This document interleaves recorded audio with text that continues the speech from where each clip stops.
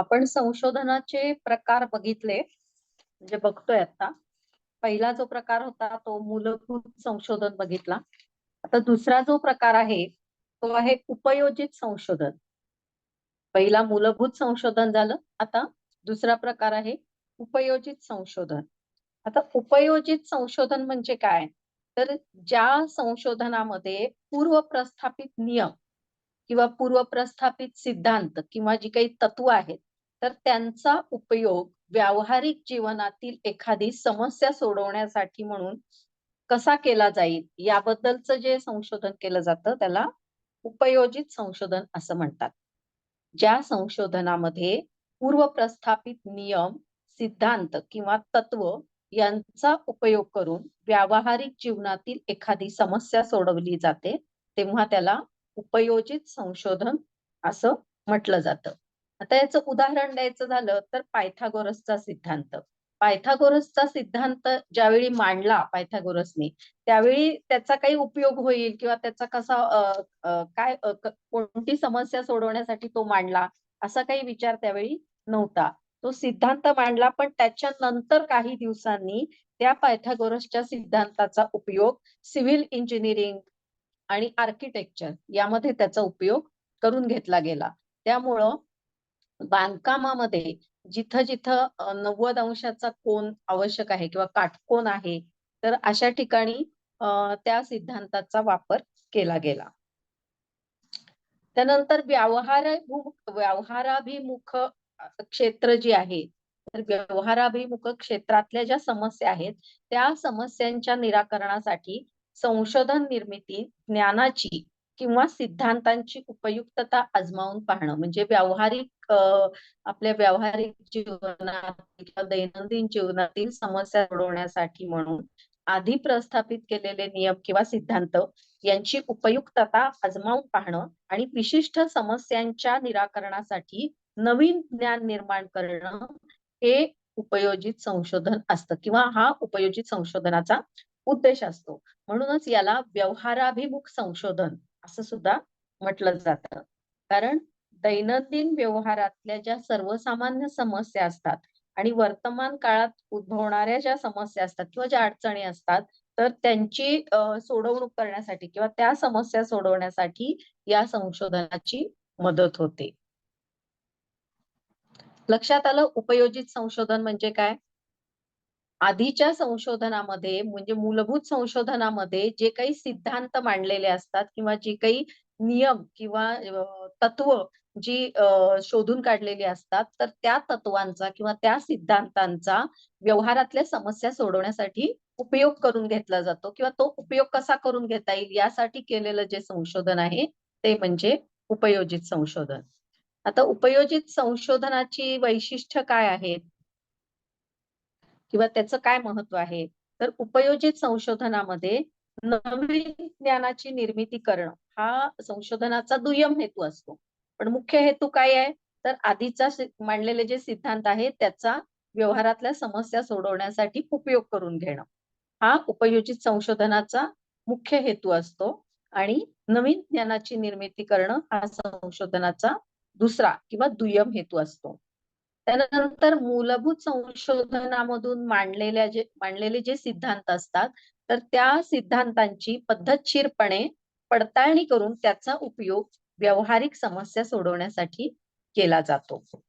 नंतर मूलभूत संशोधनातले जे निष्कर्ष आहेत, मूलभूत संशोधनातून काढलेले निष्कर्ष किंवा मूलभूत संशोधनातून मिळालेलं जे नवीन ज्ञान आहे किंवा जी काही तत्व मांडलेली आहेत तर हे सैद्धांतिक पातळीवर न राहता ते व्यावहारिक पातळीवर यावेत किंवा व्यवहारामध्ये त्याचा उपयोग करून घेणं हा उपयोजित संशोधनाचा मुख्य हेतू असतो किंवा उपयोजित संशोधनामध्ये मूळ सिद्धांतांचा व्यवहारातल्या समस्या सोडवण्यासाठी उपयोग करून घेतला जातो. तर विशिष्ट व्यक्ती किंवा विशिष्ट संस्था, विशिष्ट शहर, विभाग, राज्य किंवा देश असं बंधन या उपयोजित संशोधनामध्ये नसतं. ते उपयोजित संशोधन जे आहे ते त्या क्षेत्रापुरतं किंवा त्या देशापुरतं किंवा त्या विशिष्ट समस्येपुरतंच मर्यादित असतं. म्हणजे मूलभूत संशोधन कसं सार्वभौम असतं, जगन्मान्य असतं, तसं उपयोजित संशोधन नसतं. कारण का? तर ती ठराविक समस्या सोडवण्यासाठीच त्याचा उपयोग गेलेला असतो. उदाहरणार्थ महाराष्ट्रातील लोकांसाठी एखादा आपण म्हणजे अ, वजन कमी करण्यासाठी किंवा हेल्थ सुधारण्यासाठी म्हणून महाराष्ट्रातल्या लोकांसाठी आपण एक डाएट चार्ट जर तयार केला, तर तो डाएट चार्ट फक्त महाराष्ट्रातल्या लोकांसाठीच उपयोगी असतो. तो केरळमधल्या लोकांसाठी उपयोगी पडणार नाही किंवा अमेरिकेतल्या लोकांसाठी उपयोगी पडणार नाही. म्हणजे याला क्षेत्र मर्यादा आली. म्हणजे ते संशोधन त्या क्षेत्रापुरतंच मर्यादित असतं. किंवा एखाद्या कारखान्यामधली एखादी समस्या सोडवण्यासाठी जर संशोधन केलं असेल, तर त्या कारखान्यापुरतंच त्याचा उपयोग असतो. ते ते ते संशोधन दुसऱ्या कारखान्यातल्या दुसऱ्या एखाद्या समस्येसाठी उपयोगी पडत नाही. म्हणून विशिष्ट व्यक्ती, संस्था, शहर, विभाग, राज्य किंवा राष्ट्र असं बंधन उपयोजित संशोधनामध्ये असतं. एखाद्या विशिष्ट समजा एखादा मनोरुग्ण आहे. तर त्या रुग्णासाठी, त्या मनोरुग्णाची समस्या सोडवण्यासाठी एखाद्या सिद्धांताचा जर वापर केला, तर तो त्या रुग्णापुरताच असतो. त्या संशोधनाचा उपयोग दुसऱ्या रुग्णामध्ये होईलच असं नाही. कदाचित होईल, पण कदाचित होणारही नाही. त्यामुळं उपयोजित संशोधनात काही मर्यादा असतात. अशा प्रकारचं जे संशोधन आहे, ते वैज्ञानिक पद्धतीवरच आधारित असतं. अर्थात मुळात कुठलंही संशोधन असतो, संशोधन हा विषयच पूर्णपणे वैज्ञानिक आहे. उपयोजित संशोधनाच्या निष्कर्षामध्ये त्रुटी असू शकतात. त्यामुळे त्याचे निष्कर्ष सार्वभौम नसतात. म्हणजे एखादी ठराविक समस्या सोडवण्यापुरतं जर एखाद्या सिद्धांताचा वापर करून संशोधन केलं असेल, तर त्या पुरतं त्याचा उपयोग केलेला असतो. त्यामुळे त्याच्यामध्ये काही त्रुटी राहिलेल्या असू शकतात किंवा काही कमतरता असू शकतात. म्हणून उपयोजित संशोधन हे जगन्मान्य किंवा सार्वभौम असत नाही. आता हे जे उपयोजित संशोधन आहे, तर वेगवेगळ्या ज्ञानशाखांमध्ये उपयोजित संशोधनाचं महत्व काय आहे? किंवा विज्ञान शाखेत उपयोजित संशोधनाचं काय महत्व आहे? हे आपण बघू. आता हे उपयोजित संशोधनाचा उपयोग शैक्षणिक क्षेत्रामध्ये कसा करता येईल? शिक्षण क्षेत्रात उपयोजित संशोधनाचा उपयोग कसा होतो? तर शिक्षण शाखा जी आहे, ती ज्ञान शाखेची अतिशय महत्वाची शाखा आहे. आणि शैक्षणिक क्षेत्रामध्ये अनेक समस्या निर्माण होत असतात. अध्ययनाच्या समस्या निर्माण होत असतात, अध्यापनाच्या समस्या निर्माण होत असतात किंवा पालक आणि शिक्षक किंवा पालक आणि त्यांची मुलं यांच्या संबंधाबद्दल सुद्धा अनेक समस्या सतत निर्माण होत असतात. शिक्षकांच्या समस्या, शिक्षकेतर इतर कर्मचाऱ्यांच्या समस्या, विद्यार्थ्यांच्या समस्या, पालकांच्या समस्या अशा अनेक समस्या शिक्षण क्षेत्रामध्ये सतत निर्माण होत असतात. परंतु उपयोजित संशोधनाद्वारे या समस्यांचा वैज्ञानिक पद्धतीनं अभ्यास करून, वैज्ञानिक पद्धतीनं संशोधन करून या समस्यांचं निराकरण केलं जाऊ शकतं. शिक्षणाचं महत्व, त्याचा प्रचार आणि प्रसार त्यामुळं झपाट्यानं होतो. आता शिक्षण क्षेत्रामध्ये ज्यावेळी कोरोनाची साथ आली होती, त्यावेळी काय झालं सगळ्या शाळा वगैरे बंद ठेवल्या होत्या. पण शाळा जरी बंद ठेवल्या तरी सुद्धा ऑनलाईन पद्धतीनं शिक्षण हे चालू ठेवलं गेलं. बरोबर आहे? शिक्षण हे नेहमी चालूच ठेवलं गेलं. ते जास्त दिवस बंद ठेवलं नाही. त्यामुळे विद्यार्थ्यांचं नुकसान नाही झालं. शाळा बंद असल्या, शाळा जरी बंद ठेवल्या तरी सुद्धा मोबाईलवर किंवा लॅपटॉपवर मुलं घरी बसून शिक्षण हे घेत होती. तर हे काय झालं, हे उपयोजित संशोधन झालं. म्हणजे मोबाईलचा वापर केला आपण शिक्षण क्षेत्रामध्ये. त्याच्यानंतर दुसरं एक उदाहरण द्यायचं म्हणलं तर मुक्त विद्यापीठाचा जो मूळ उद्देश आहे, की मुक्त विद्यापीठाचा मूळ उद्देश हाच आहे, की विद्यार्थी आपल्याकडे शिक्षण घेण्यासाठी येऊ शकत नाहीये, तर आपण ज्ञान घेऊन त्यांच्या घरी जाऊ शकतो. म्हणूनच मुक्त विद्यापीठाचं ब्रीदवाक्य काय आहे, की ज्ञानगंगा घरोघरी. ज्ञानगंगा घरोघरी असं मुक्त विद्यापीठाचं ब्रीदवाक्य आहे. पण हे ब्रीदवाक्य आता सगळ्याच शिक्षणाच्या बाबतीमध्ये उपयोगी पडत आहे. म्हणजे आत्ताचंच उदाहरण घेतलं तर तुम्ही विद्यार्थी माझ्याकडे शिकायला येऊ शकत नाही किंवा मी तुमच्याकडे शिकायला येऊ शकत नाही. तरी पण आपण मोबाईलवर किंवा लॅपटॉपवर ऑनलाईन पद्धतीनं शिक्षण देतोय किंवा शिक्षण घेतोय. अशा प्रकारे उपयोजित संशोधनाद्वारे हे कार्य राबवण्याची सुरुवात झाली. आता दुसरी जी शाखा आहे की ज्याचा उपयोजित संशोधनाचा खूप मोठ्या प्रमाणावर वापर केला जातो, ती शाखा म्हणजे आरोग्य शाखा. आधुनिक जगामध्ये आपली जी जीवनशैली आहे ती सतत बदलतीये आणि जास्त धकाधकीची आणि धावपळीची जीवनशैली झालेली आहे. त्यामुळं काय होतंय की आहार-विहाराच्या चुकीच्या सवयी, चुकीच्या वेळा, त्यानंतर वाढतं प्रदूषण आणि या प्रदूषणामुळे होणारे अनेक आजार, त्यामुळे मनुष्याचं जे आरोग्य आहे ते संकटात आलेलं आहे. आणि आरोग्य शाखेत म्हणून आरोग्य शाखेमध्ये जर उपयोजित संशोधन केलं तर आरोग्य सेवेमध्ये सुलभता निर्माण होते आणि जास्तीत जास्त जास्तीत जास्त वेगामध्ये किंवा कमीत कमी वेळेमध्ये आपल्याला आरोग्य सेवा ही मिळू शकते. आणि आरोग्य सेवेचा पुरेपूर आणि पूर्णपणे उपयोग सामान्य जनतेला लाभतो. म्हणून आरोग्य सेवेमध्ये प्रामाणिकता निर्माण करण्यासाठी सुद्धा उपयोजित संशोधनाचा उपयोग होऊ शकतो. आता उदाहरण द्यायचं झालं तर मागासलेल्या भागामध्ये की अगदी जी छोटी-छोटी खेडी आहेत, दुर्गम अशी जी गावं, वाड्या-वस्त्या आहेत, तर या सगळ्या ठिकाणी आता प्राथमिक आरोग्य केंद्र सरकारनं निर्माण केलेली आहेत. तसंच त्या ठिकाणी ॲम्ब्युलन्सची सुद्धा सोय असते, की समजा जर इमर्जन्सी असेल, एखादा खूप सीरियस पेशंट असेल, तर ॲम्ब्युलन्समधून त्वरित त्या पेशंटला आणलं जातं मोठ्या हॉस्पिटलमध्ये किंवा काही ठिकाणी तर आता फक्त मशीन्स बसवलेली असतात. त्या मशीनद्वारे जी काही टेस्ट केली जाते, त्या त्या टेस्ट मधला जो तज्ञ डॉक्टर असतो, तो तिथे उपलब्ध नसला तरी सुद्धा आपल्याला रिपोर्ट मिळू शकतो, की बाबा सीटी स्कॅनचं मशीन किंवा एम-आर-आयचं मशीन हे एखाद्या हॉस्पिटलमध्ये बसवलंय, पण त्यातला तज्ञ डॉक्टर तिथे नसतो. तिथे फक्त टेक्निशियन असतो. पण तो त्याद्वारे इमेजेस घेतो. ते इमेजेस ऑनलाईन त्या तज्ञ डॉक्टरांना पाठवतो आणि ते तज्ञ डॉक्टर ऑनलाईन त्या सगळ्या इमेजेस बघून रिपोर्ट देत असतो. तर अशा प्रकारे खूप वेगानं आपल्याला बऱ्याचशा गोष्टी करता येऊ शकतात. त्यानंतर पर्यावरण शाखा. पर्यावरण शाखा जी आहे, ती आधुनिक काळात पर्यावरणाचा मोठ्या प्रमाणावर ऱ्हास होत चाललेला आहे. म्हणजे झाडं तोडली जातायत, पुन्हा नवीन झाडं तेवढ्या प्रमाणामध्ये लावली जात नाहीयेत किंवा जलसाठा जो आहे त्याचं नियोजन बऱ्याच वेळा व्यवस्थित होत नाही. पाणी वाया जातं किंवा व्यवस्थित त्याचा संचय केला जात नाही. त्यामुळे मग उन्हाळ्यात पाणी टंचाईला आपल्याला तोंड द्यावं लागतं. तसंच जमीन, हवा आणि पाणी या सगळ्याच ठिकाणी प्रदूषण वाढत चाललेलं आहे. वाढत्या वाहनांच्या संख्येमुळं हवेचं प्रदूषण होतंय. कारखाने वाढले, त्यातून बाहेर पडणारे दूषित वायू, त्यामुळं हवेचं प्रदूषण होतंय. नंतर पाण्याचं प्रदूषण होतंय. जमिनीमध्ये अनेक प्रकारची पेस्टिसाइड्स, अनेक प्रकारची रासायनिक खतं यांचा वापर केल्यामुळं जमिनीचा कस कमी-कमी होत जातोय. तर अशा प्रकारे पर्यावरणाचं जे काही नुकसान होतंय, तर ते होऊ नये यासाठी उपयोजित संशोधनाचा वापर केला जाऊ शकतो.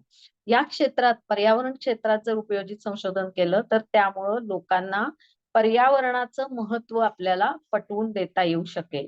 तसंच पर्यावरणाच्या संरक्षणासाठी आणि पर्यावरणाच्या संवर्धनासाठी लोकांमध्ये जनजागृती सुद्धा करता येईल. उदाहरणार्थ महाराष्ट्र आणि राजस्थान येथे राबवण्यात येणारं जे पाणी बचाव आंदोलन किंवा आंदोलन नाही म्हणता येणार त्याला, उपक्रम म्हणू आपण.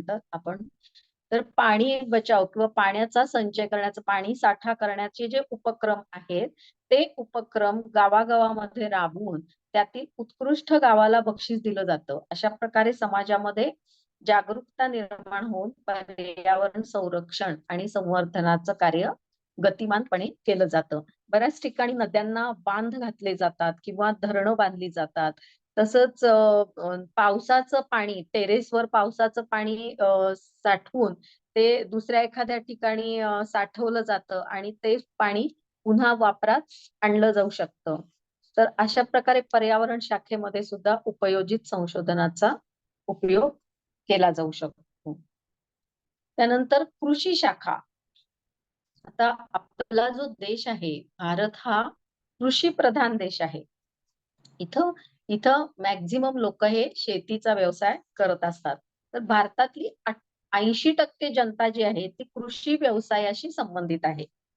त्यातली जवळजवळ 70% जनता जी आहे ती केवळ शेतीच्या उत्पन्नावर अवलंबून आहे. त्यामुळे भारताची अर्थव्यवस्था जी आहे ती पूर्णपणे कृषी प्रधान अर्थव्यवस्था आहे असं म्हटलं जातं. आता कृषी शाखेमध्ये उपयोजित संशोधन हे अतिशय महत्वाचं मानलं जातं. त्यामुळे कृषी विद्या किंवा कृषी शिक्षण, नंतर कृषी अर्थशास्त्र, कृषी अभियांत्रिकी शास्त्र, कृषी विज्ञान, भूमीची उपयोगिता किंवा भूशास्त्र, मृदा विज्ञान या सगळ्या विभागांमध्ये उपयोजित संशोधन हे मोठ्या प्रमाणावर केलं जातं. त्यामुळे कृषी विज्ञान हे अधिकाधिक समृद्ध होतं. उदाहरणार्थ ठिबक सिंचन योजना किंवा तुषार सिंचन योजना किंवा शेततळ्याची जी योजना आहे, ती पावसाचं पाणी शेतामध्ये साठवलं जाणं, शेततळ्यामध्ये साठवलं जाणं.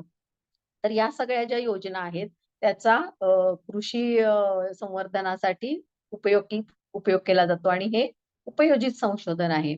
याशिवाय रासायनिक खतं न वापरता किंवा रासायनिक पेस्टिसाइड्स किंवा कीटकनाशकं न वापरता सेंद्रिय खतं वापरणं किंवा सेंद्रिय कीटकनाशकांचा वापर करणं, तर ही सगळी उपयोजित संशोधनाचीच उदाहरणं आहेत. त्यानंतरचं क्षेत्र म्हणजे कला आणि वाङ्मय शाखा. तर कला आणि वाङ्मय शाखा म्हणजे साहित्य शाखा. तर याच्यामध्ये कसा उपयोजित संशोधनाचा वापर होईल? जर मानवी जीवनामध्ये कला नसती तर काय झालं असतं? सगळं आयुष्य बोर होऊन गेलं असतं, हो की नाही? तर मानवी जीवनामध्ये म्हणून कलेला अतिशय महत्वाचं स्थान आहे. मनोरंजन असेल तर मन प्रसन्न राहणार ना. म्हणून मनोरंजनाचं खूप महत्व आपल्या जीवनामध्ये आहे. मानवी मनाचा, विचारांचा आणि भावनांचा जो आविष्कार आहे, त्याचा एक परिणाम किंवा म्हणून कला आणि वाङ्मय हे निर्माण झालेलं आहे. इतर क्षेत्राप्रमाणेच साहित्य देखील संशोधनाचंच क्षेत्र आहे. परंतु साहित्याचं जे स्थान आहे ते स्वतंत्रपणे आणि वेगळं आहे. या क्षेत्रामध्ये उपयोजित संशोधन जर केलं तर प्रतिभा आणि नवनिर्मिती प्रधान अशा कला क्षेत्राची निर्मिती होते. आता याचं एक उदाहरण म्हणजे उत्तम उदाहरण म्हणजे पूर्वी जे काही सिनेमे तयार व्हायचे, म्हणजे आता कला क्षेत्रामध्ये पूर्वी सिनेमा हा प्रकारच नव्हता. परंतु नंतर सिनेमा म्हणजे चलचित्रपट किंवा सिनेमा हा आला. पहिल्यांदा तो ब्लॅक अँड व्हाईट होता. आता तो कलर मध्ये आला. त्याच्यानंतर पूर्वी ज्या प्रकारे शूटिंग केलं जायचं त्याच्यामध्ये आता अनेक नवीन सुधारणा झालेल्या आपल्याला दिसून येतात. तर ही सगळी कशाची उदाहरणं आहेत? तर उपयोजित संशोधनाचीच उदाहरणं आहेत. तर हे झालं उपयोजित संशोधन. याच्यात कोणाला काही शंका आहे का?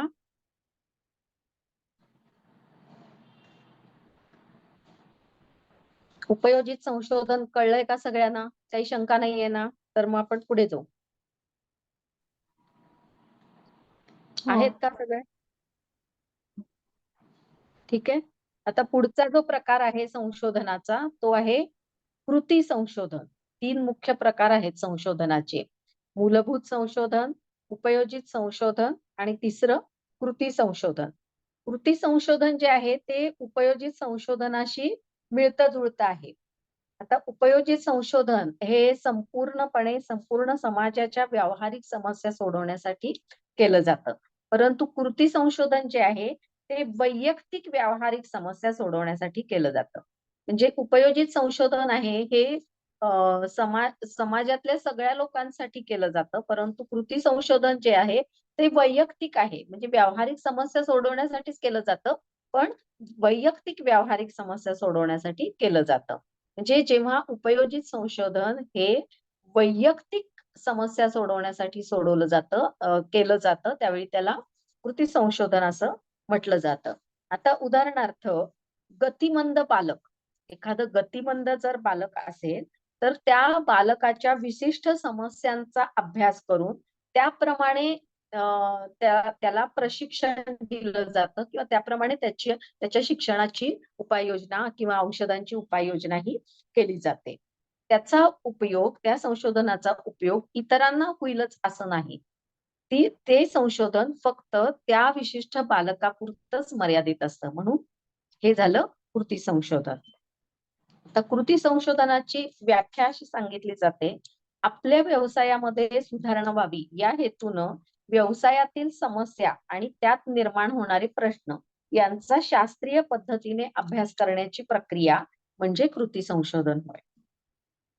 आपल्या व्यवसायात सुधारणा व्हावी या हेतूनं व्यवसायातील समस्या आणि त्यात निर्माण होणारे प्रश्न यांचा शास्त्रीय पद्धतीनं अभ्यास करून त्यावर उपाय शोधून काढणं म्हणजे कृती संशोधन होय. त्यानंतर दुसरी अशी एक व्याख्या आहे, की आपल्या दैनंदिन कामकाजामध्ये एखाद्या व्यक्तीला एखादी समस्या जर भेडसावत असेल, तर त्यावेळी वैज्ञानिक पद्धतीने ही समस्या सोडवण्यासाठी स्वतःसाठी केलेला एक प्रयत्न म्हणजे कृती संशोधन होय. आता कृती संशोधन जी आहे ती एक चक्रीय प्रक्रिया आहे. जे आपण संशोधन करतो, काहीतरी उपाय शोधून काढतो, मग त्यात पण काही ना काही त्रुटी राहिलेल्या असतात म्हणून त्याच्यावर अजून संशोधन केलं जातं, अजून चांगला उपाय शोधून काढला जातो. अशा प्रकारे कृती संशोधन ही एक चक्रीय प्रक्रिया आहे. म्हणजे जोपर्यंत त्या समस्येसाठी चांगल्यात चांगला उपाय सापडत नाही, तोपर्यंत कृती संशोधन हे चालूच राहतं. आता कृती संशोधनातले जे निष्कर्ष असतात, ते प्रत्येक व्यक्तीच्या बाबतीत वेगवेगळे असू शकतात. ते सार्वभौम असत नाहीत. म्हणजे एका व्यक्तीसाठी शोधून काढलेला उपाय हा त्या व्यक्तीपुरताच मर्यादित असतो. तो जगातल्या सगळ्या व्यक्तींना लागू पडत नाही. उदाहरणार्थ अतिस्थूलतेसाठी दिलेले जे काही व्यायाम प्रकार आहेत किंवा योगाभ्यास आहे किंवा आहार योजना जी आहे, ती एका व्यक्तीला दिलेले उपचार हे दुसऱ्या व्यक्तीला लागू पडतीलच असे नाही.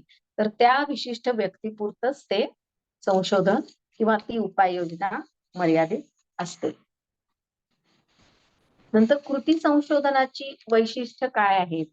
तर कृती संशोधन हे जे आहे, तर यामध्ये नवीन ज्ञानाची काही निर्मिती होत नाही. पूर्वी जे प्रस्थापित केलेले जे सिद्धांत आहेत, नियम आहेत किंवा जी तत्व आहेत, त्याचाच उपयोग करून समस्या सोडवण्यासाठी नवीन संशोधन केलं जातं. त्याच्यामध्ये नवीन ज्ञानाची काही निर्मिती होत नाही आणि केवळ दैनंदिन समस्या सोडवण्यासाठीच इथं त्याचा उपयोग केला जातो. आता कृती संशोधनाचा जो मुख्य हेतू आहे, हा स्वतःची समस्या वैज्ञानिक पद्धतीने स्वतःच सोडवणे. हा कृती संशोधनाचा मुख्य हेतू आहे. स्वतःची समस्या वैज्ञानिक पद्धतीने स्वतःच सोडवणे. हा कृती संशोधनाचा मुख्य हेतू आहे. आणि कृती संशोधनामुळे व्यावहारिक समस्या या तात्काळ सोडवल्या जातात, लगेच सोडवल्या जातात आणि त्यामुळं लगेचच परिस्थितीमध्ये सुधारणा दिसून येते. कृती संशोधन ही एक चक्रीय प्रक्रिया आहे. म्हणजे ती सतत संशोधन त्याच्यामध्ये होत असतं आणि त्याच्यामध्ये नवीन-नवीन आपल्याला उपाययोजना सापडत राहतात. आणि जोपर्यंत आपल्याला अपेक्षित निष्कर्ष किंवा आपल्याला पाहिजे तसा तोडगा किंवा उपाय निघत नाही, तोपर्यंत ही संशोधनाची प्रक्रिया चालूच राहते.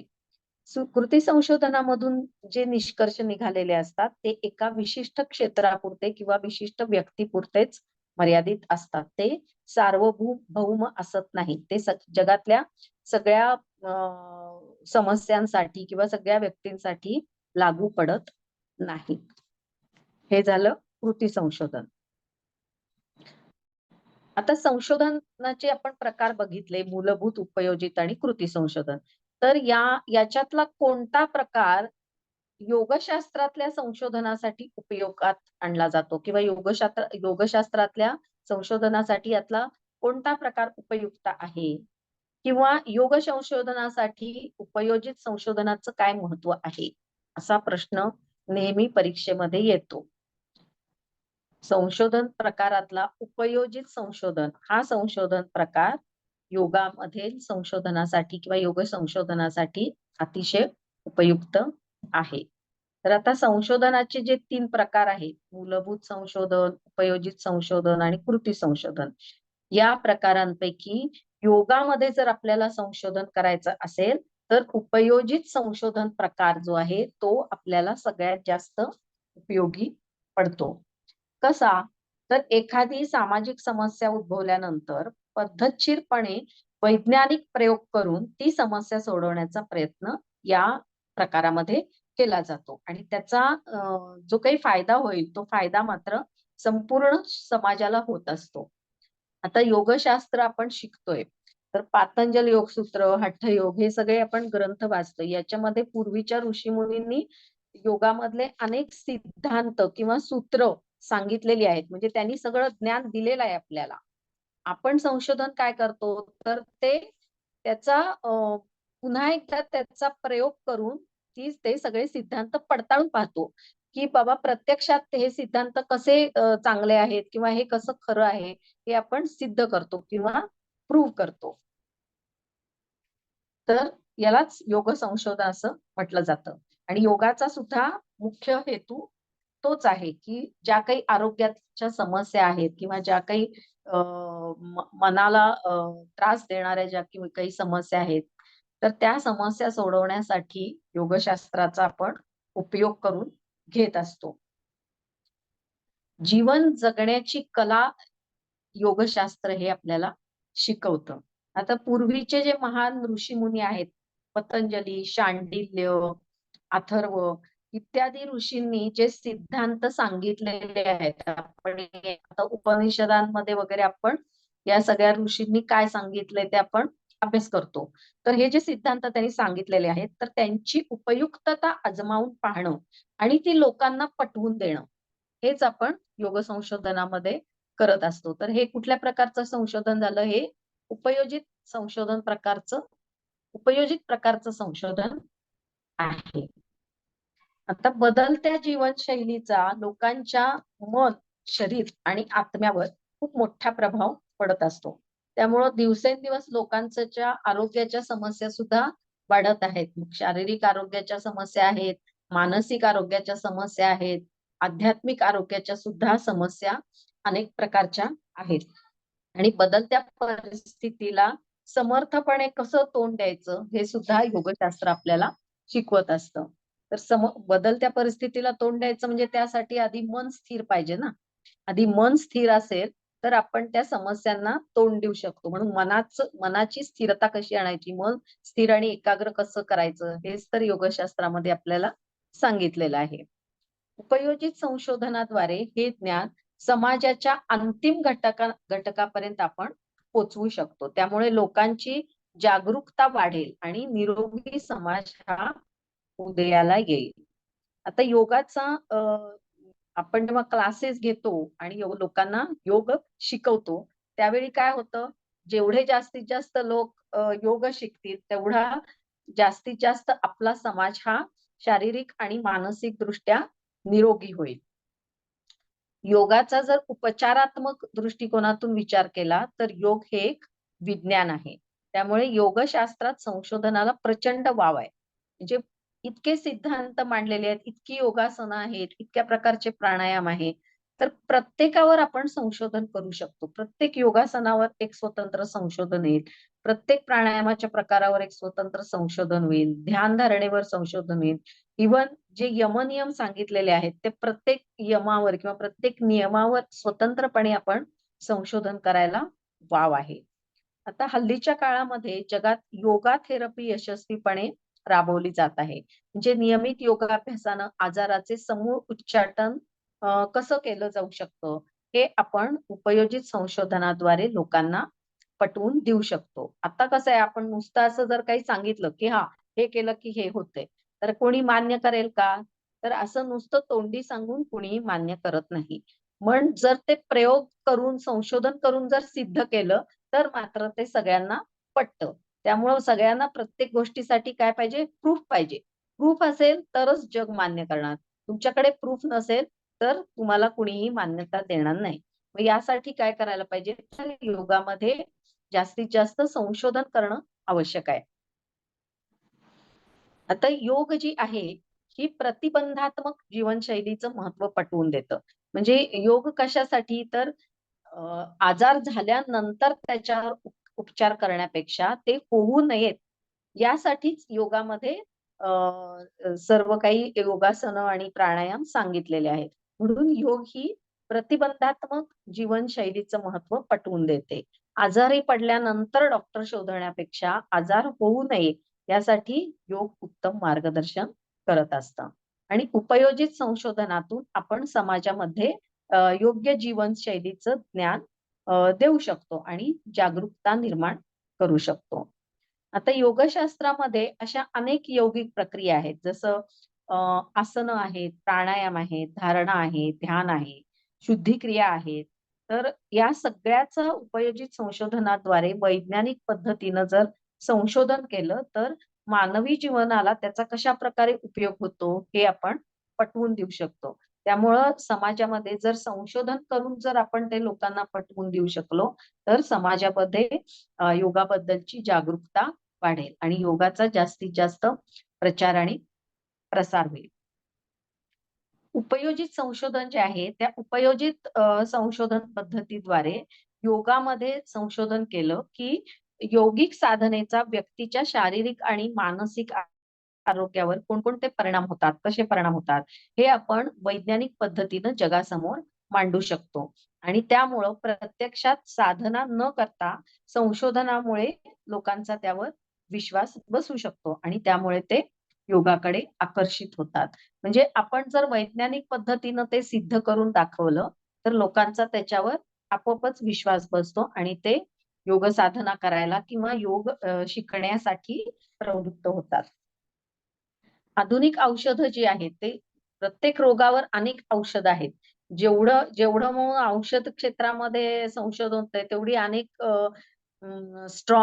किंवा प्रभावी औषधं रोज निर्माण होत असतात. परंतु औषध जेवढं प्रभावी असतं, तेवढेच त्याचे दुष्परिणाम सुद्धा असतात. त्यामुळं औषधांचे दुष्परिणाम, त्यांच्या मर्यादा, औषधाचा खर्च याचा जर विचार केला, तर योगाचे जे उपचार आहेत, योगोपचार हे जास्त प्रभावी आहेत आणि योगोपचाराचा शरीरावर आणि मनावर कोणताही दुष्परिणाम होत नाही. शिवाय त्याचा खर्च सुद्धा खूप कमी आहे. म्हणजे शिकण्यासाठी जो काही खर्च होईल किंवा कदाचित शिकण्यासाठी सुद्धा लोकांचा खर्च होणार नाही. कित्येक ठिकाणी फ्रीमध्ये कोणतीही फी न घेता सुद्धा योगाचं प्रशिक्षण हे दिलं जातं. त्यामुळं योगाचा आरोग्यासाठी उपयोग करून घेणं हे उपयोजित संशोधनाद्वारे आपण सिद्ध करू शकतो. नंतर योगशास्त्रातल्या संशोधनामुळं नवीन-नवीन संकल्पना आणि त्यांचा उपचारात्मक वापर हा वाढतो. पूर्वी केल्या जाणाऱ्या ज्या यौगिक प्रक्रिया आहेत, या साधना म्हणून केल्या जात होत्या. परंतु त्याच प्रक्रिया आज आपण उपचार म्हणून सुद्धा केल्या जातात. त्यामुळे यौगिक प्रक्रिया या केवळ योग साधना नसून आरोग्यविषयक समस्यांचं निराकरण करण्यासाठी सुद्धा मोठ्या प्रमाणावर यौगिक प्रक्रियांचा वापर केला जाऊ शकतो आणि हे केवळ उपयोजित संशोधनाद्वारेच सिद्ध होतं किंवा शक्य झालं. आता याचं सगळ्यात उत्तम उदाहरण म्हणजे करोना काळामध्ये आपण जलनेती करायला शिकवली लोकांना आणि जलनेती करायला सांगितली. आता जलनेती पूर्वी लोक कधी करत होते का? नाही. पण जलनेत्री पात्र आणून जेव्हा आपण सिद्ध करून दाखवलं संशोधनाद्वारे, की जलनेतीचा व्हायरल इन्फेक्शन्स कमी करण्यासाठी उपयोग होऊ शकतो, त्यावेळी सगळे लोक जलनेती करायला शिकले आणि इन्फेक्शन टाळण्यासाठी म्हणून रोज जलनेती करायला लागले.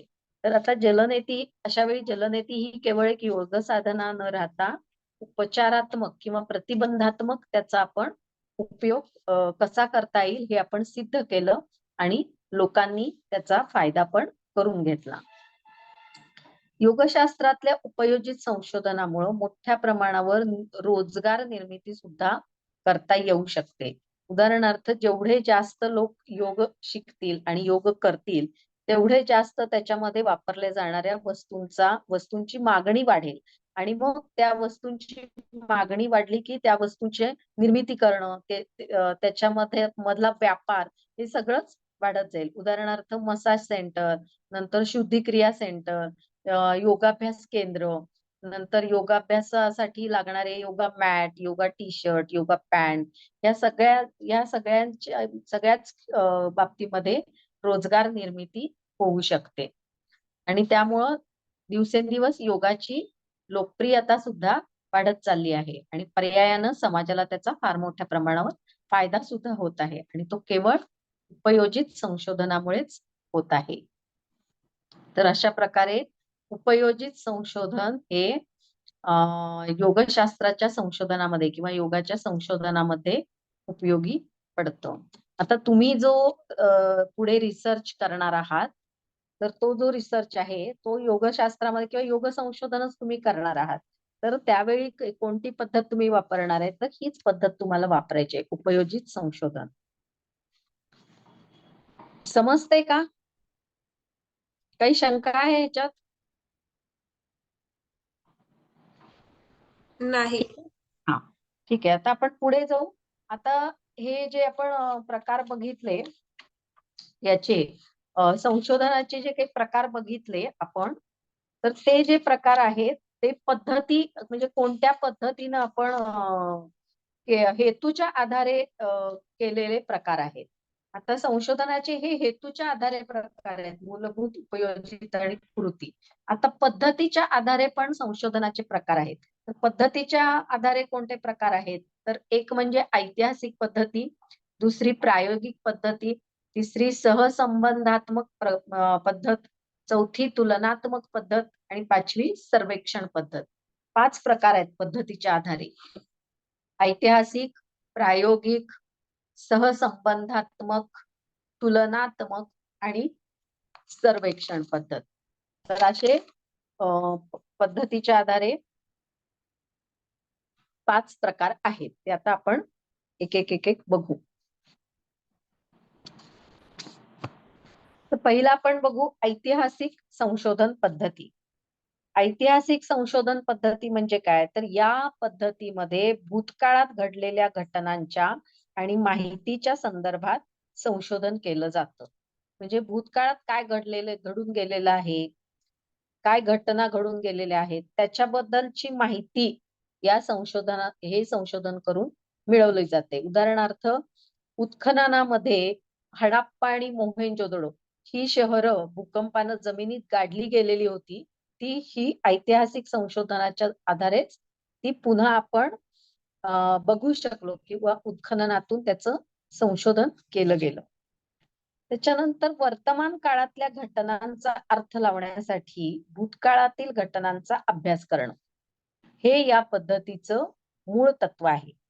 वर्तमान काळात ज्या घटना घडतायत त्या घटनांचा अर्थ लावण्यासाठी भूतकाळात घडणाऱ्या घटनांचा, भूतकाळात काय घटना घडून गेलेल्या आहेत ज्याच्यामुळं आत्ता ही घटना घडली आहे, तर याचा अभ्यास करण्यासाठी किंवा त्याचा शोध लावण्यासाठी सुद्धा ऐतिहासिक संशोधन पद्धती उपयोगी पडते.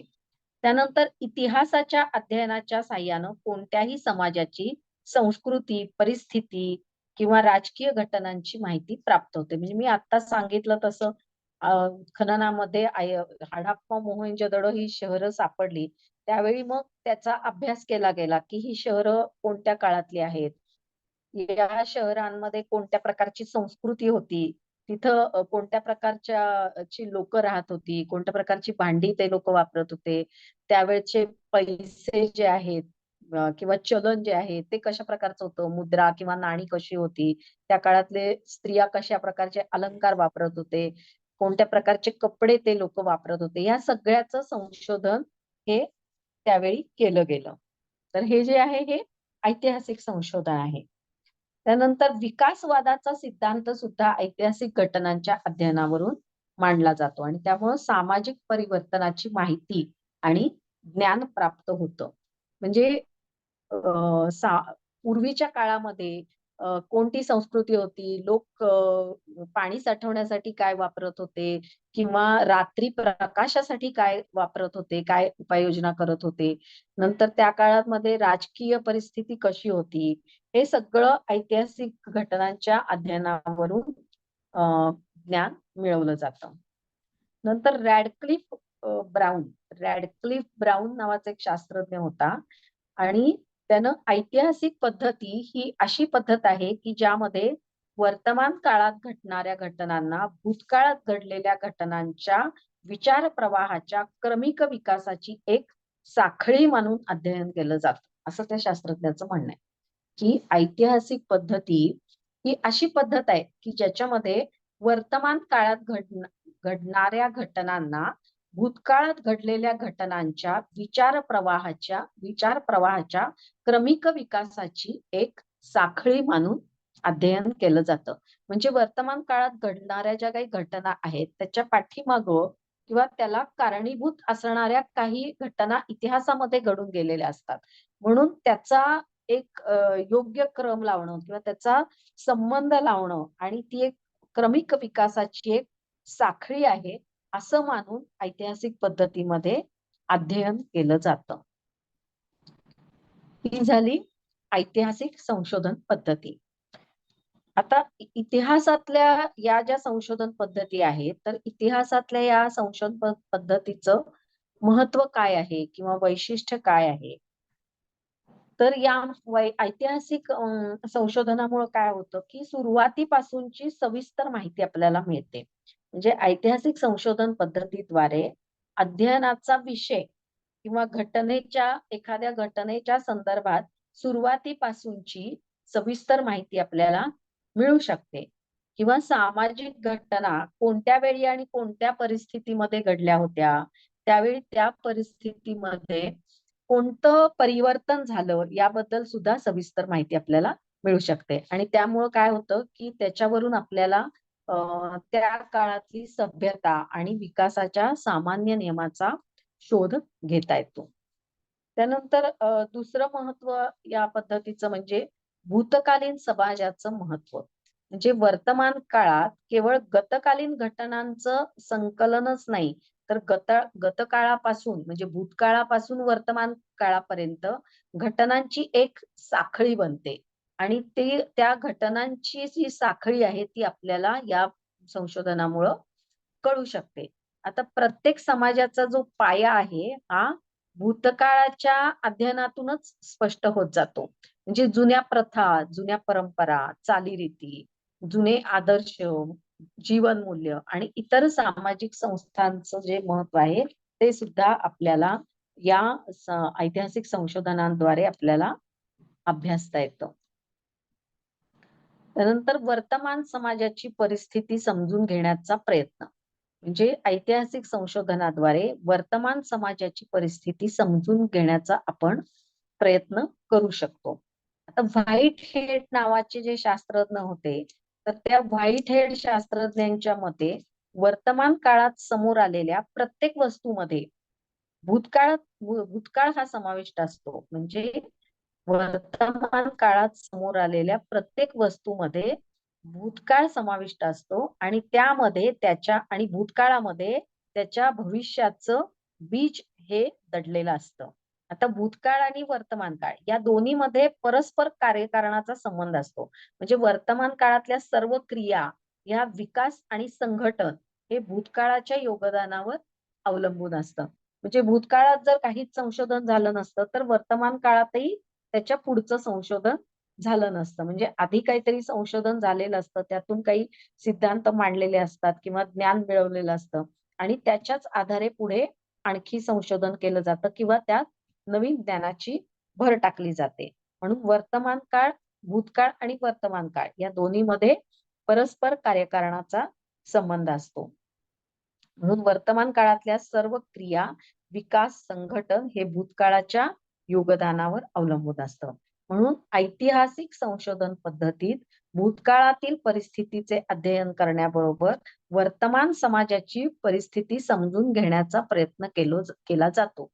म्हणजे ही घटना का घडतीये तर त्याचं काहीतरी कारण भूतकाळात घडलेल्या घटनांमध्ये दडलेलं असतं.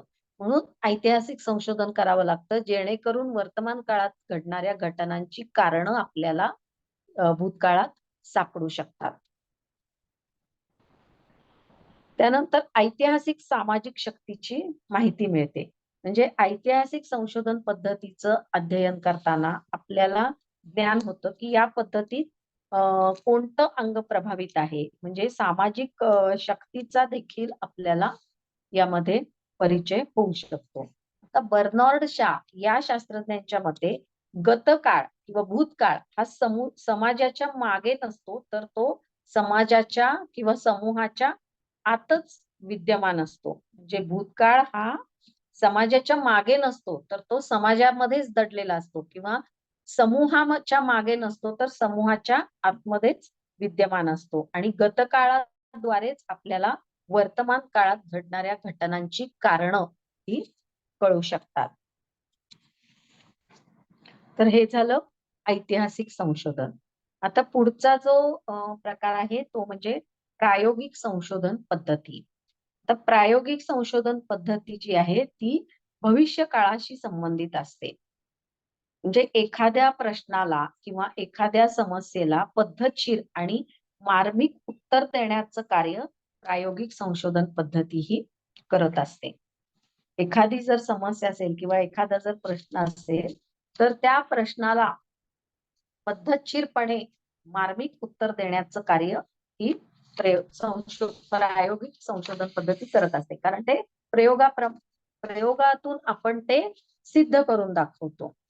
प्रायोगिक संशोधनामध्ये नियंत्रित परिस्थितीतून प्रयोगाद्वारे निरनिराळ्या घटकांचे संबंध प्रस्थापित केले जातात आणि त्याप्रमाणे पूर्वकथन करून त्या घटकांचं नियंत्रण हे केलं जातं. म्हणजे आपण प्रत्यक्ष प्रयोग करून ते सिद्धांत सिद्ध करून दाखवतो. त्यामुळं वर्तमान काळातल्या समस्या किंवा प्रश्नांना मार्मिकपणे उत्तरं देता येतात. आता हे जी प्रायोगिक संशोधन पद्धती आहे यामध्ये 3 मुख्य घटकांकडे किंवा 3 मुख्य गोष्टींकडे लक्ष दिलं जातं. पहिलं म्हणजे नियंत्रण, दुसरं यादृच्छिकीकरण आणि तिसरं म्हणजे आवृत्ती. नियंत्रण म्हणजे कंट्रोल. जे कंट्रोल्ड अशा परिस्थितीमध्ये नियंत्रित अशा गोष्टींद्वारे प्रयोग केले जातात. म्हणजे उदाहरणार्थ विद्यार्थ्यांवर जर प्रयोग करायचा आहे, तर एक ठराविक वयोगटातले एक ठराविक विद्यार्थी घेऊन त्यांच्यावर सतत 3 महिने, 6 महिने असा प्रयोग केला जातो आणि त्यातून वेगवेगळे निष्कर्ष हे काढले जातात. ते झालं नियंत्रण. नंतर यादृच्छिकीकरण, रँडमायझेशन म्हणजे नियंत्रित लोकांवर जरी आपण प्रयोग केलेला असला तरी त्यामध्ये ज्यांचं आपण सिलेक्शन करतो किंवा निवड जी करतो ती रँडमायझेशन म्हणजे रँडमली निवड ही केली जाते. म्हणजे वयोगट जरी तोच असला तरी सुद्धा काही वेळा रँडमली वेगवेगळ्या ठिकाणची मुलं गोळा केली जातात काही वेळा. जेव्हा नियंत्रित असतं तेव्हा नियंत्रित गटावर जेव्हा प्रयोग केले जातात त्यावेळी त्या गटापुरतं ते संशोधन मर्यादित राहतं आणि रँडमायझेशन म्हणजे वेगवेगळ्या ठिकाणची मुलं, वेगवेगळ्या वयोगटातली मुलं निवड केली जाते आणि त्यांच्यावर प्रयोग केले जातात. त्याला म्हणतात रँडमायझेशन किंवा यादृच्छिकीकरण. नंतर रिप्लिकेशन, आवृत्ती म्हणजे पुन्हा पुन्हा वेगवेगळ्या लोकांवर पुन्हा पुन्हा प्रयोग केले जातात. म्हणजे एकच प्रयोग ठराविक वयोगटावर केला जातो. त्यानंतर वेगळ्या वयोगटावर पण पुन्हा तोच प्रयोग केला जातो. तर अशा वेगवेगळ्या आवृत्तींमध्ये एखादा प्रयोग केला जातो आणि त्याच्यातून निष्कर्ष काढले जातात. त्याला म्हणतात आवृत्ती, रेप्लिकेशन. आणि या पद्धतीमध्ये विविध चलांवर नियंत्रण ठेवून काही गृहीतक कृत्यांची तपासणी ही होत असते. आता गृहीतक कृत्य म्हणजे काय हे आपण पुढे बघणार आहोत. त्यानंतर चौथी जी पद्धत आहे संशोधन पद्धती ती म्हणजे सहसंबंधात्मक पद्धत. आता सहसंबंधात्मक पद्धत म्हणजे काय तर या संशोधनामध्ये 2 किंवा अधिक परिणामवाचक चलांमधील संबंधांची मात्रा सहसंबंध गुणकाने दर्शवणे आणि त्याच्या आधारे भविष्य कथन करणे या महत्वाच्या बाबी केल्या जातात. म्हणजे 2 किंवा अधिक परिणामवाचक चलांमधील. चल म्हणजे काय की आपण ज्याच्यावर प्रयोग करायचा आहे, मग ती व्यक्ती असेल, वनस्पती असेल किंवा काही वस्तू असेल, तर त्याला चल असं म्हणतात. तर ज्याच्यावर आपण प्रयोग केलाय त्याच्यावर संशोधनामध्ये 2 किंवा अधिक परिणामवाचक चलांमधील त्याच्यातला परस्पर जो संबंध आहे, तो संबंध गुणकानं दर्शवला जातो आणि त्याच्या आधारे भविष्य कथन केलं जातं. आता वर्तमान काळात निगडीत विविध चलांमधील सांख्यिकी संबंध शोधून काढण्यासाठी या पद्धतीचा वापर केला जातो. नंतर विशिष्ट घटकाचे विशिष्ट प्रमाणात पुन्हा घडण्याची भाकीत वर्तवण्यासाठी या पद्धतीचा प्राधान्याने उपयोग केला जातो. आणि या पद्धतीत चलांचे मापन करण्यासाठी विविध मनोमापन कसोट्यांचा वापर केला जातो. म्हणजे मनोमापन म्हणजे ज्यावेळी आपण प्रश्नावली पद्धतीनं संशोधन करत असतो, म्हणजे संशोधनामध्ये प्रश्नावली पद्धत वापरत असतो, त्यावेळी यात ही सहसंबंधात्मक पद्धतीचा आपल्याला जास्त उपयोग होतो. आता 5वा जो प्रकार आहे तो म्हणजे तुलनात्मक कार्यकारण पद्धत. तुलनात्मक म्हणजे या संशोधन पद्धतीत स्वाधीन चलांची हाताळणी करणे शक्य नसते आणि बाह्य चलांचं नियंत्रणही शक्य नसतं. त्यामुळं निष्पन्न कार्यकारण संबंध संदिग्ध आणि अस्थायी स्वरूपाचे असतात. या पद्धतीमध्ये विशिष्ट परिणाम दिसणाऱ्या परिस्थितीतील घटक आणि विशिष्ट परिणाम न दिसणाऱ्या परिस्थितीतील घटक यांची तुलना केली जाते. म्हणजे समजा आपण वनस्पतींवर प्रयोग करतोय, तर 5 कुंड्या घेतल्या, त्याच्यामध्ये 5 प्रकारची रोपं लावली, 5 रोपं लावली आणि दुसऱ्या 5 कुंड्या घेतल्या, त्याच्यात पण तशीच सेम रोपं लावली. पण 5 कुंड्यांवर आपण प्रयोग करतोय आणि उरलेल्या ज्या 5 कुंड्या आहेत त्या आपण दुसरीकडे लांब ठेवल्यात. त्याच्यावर आपण कुठलाही प्रयोग करत नाहीये. तर मग याच्यावर प्रयोग करतोय, याच्यावर प्रयोग करत नाहीये.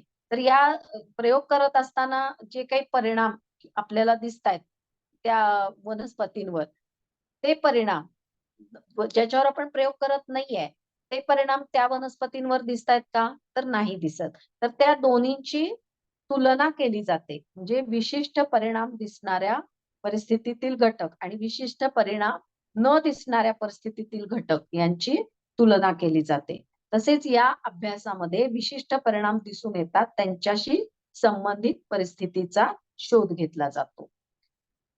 म्हणजे काही वेळा काय केलं जातं, की समजा आपल्याला एक प्रयोग करायचा आहे, की कपालभातीचा प्रयोग.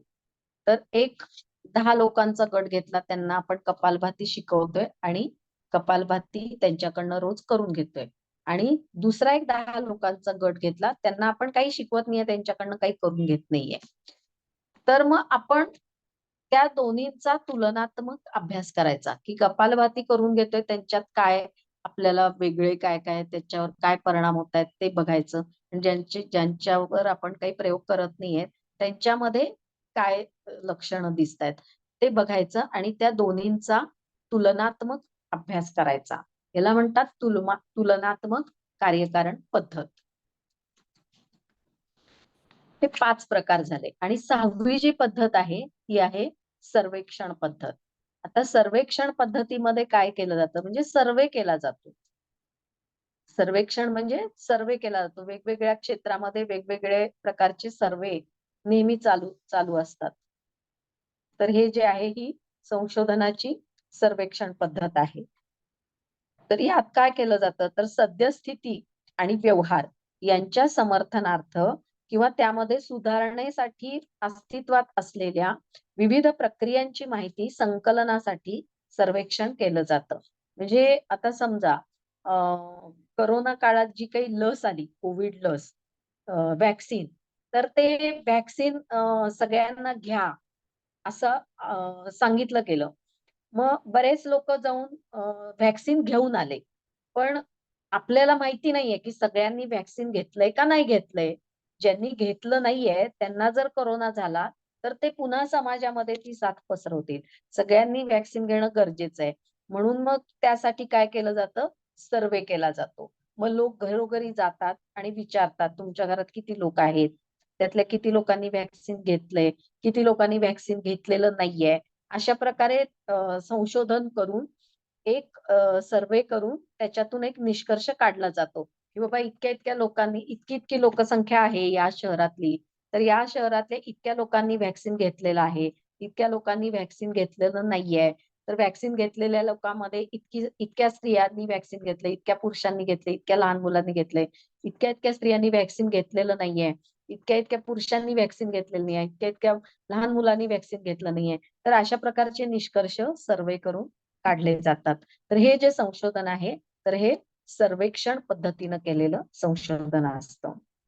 आता भविष्यामध्ये आणि व्यवहारांना मार्गदर्शन मिळावं म्हणून विविध प्रक्रियांची माहिती संकलित केली जाते आणि या संकलित माहितीचं पृथक्करण आणि अर्थनिर्वचन करून एक अहवाल तयार केला जातो. म्हणजे मी जसं आता सांगितलं की व्हॅक्सिन घेतलेल्यांमध्ये किती लोक आहेत, व्हॅक्सिन न घेतलेल्यांमध्ये किती आहेत, मग त्यातमध्ये स्त्रिया किती आहेत, मग स्त्रियांमध्ये सुद्धा तरुण स्त्रिया किती आहेत, म्हाताऱ्या किती आहेत, गर्भावस्थेतल्या किती आहेत, असं सगळं त्या माहितीचं पृथक्करण केलं जातं, त्याचा अर्थ लावला जातो आणि एक अहवाल तयार केला जातो.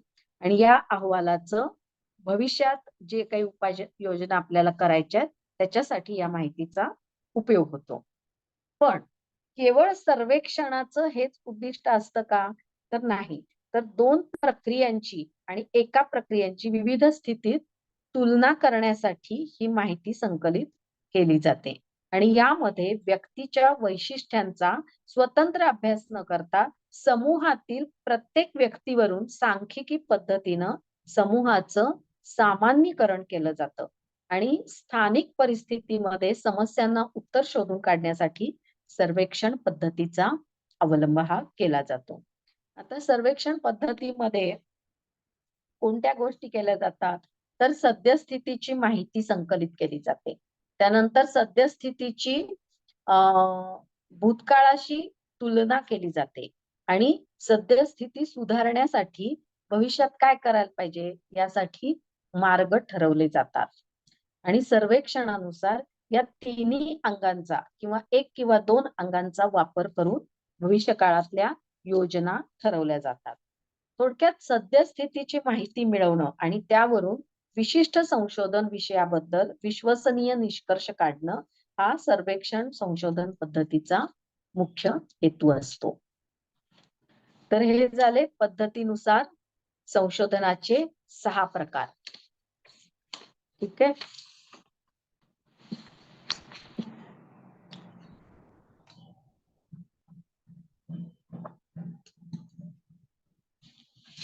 प्रकार समजलेत का सगळे? संशोधनाचे प्रकार समजले ना? 5 प्रकार ना मॅम? 6 आहेत 6. 6वा सर्वेक्षण पद्धत. कोणकोणते परत सांगा एकदा मेन पॉइंट. मेन पॉइंट सांगते हा. पद्धतीच्या आधारे संशोधनाचे प्रकार.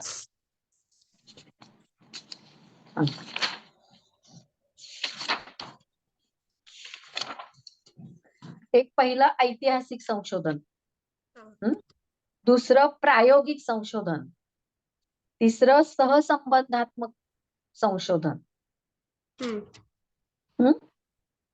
त्यानंतर तुलनात्मक संशोधन, तुलनात्मक संशोधन आणि सर्वेक्षण.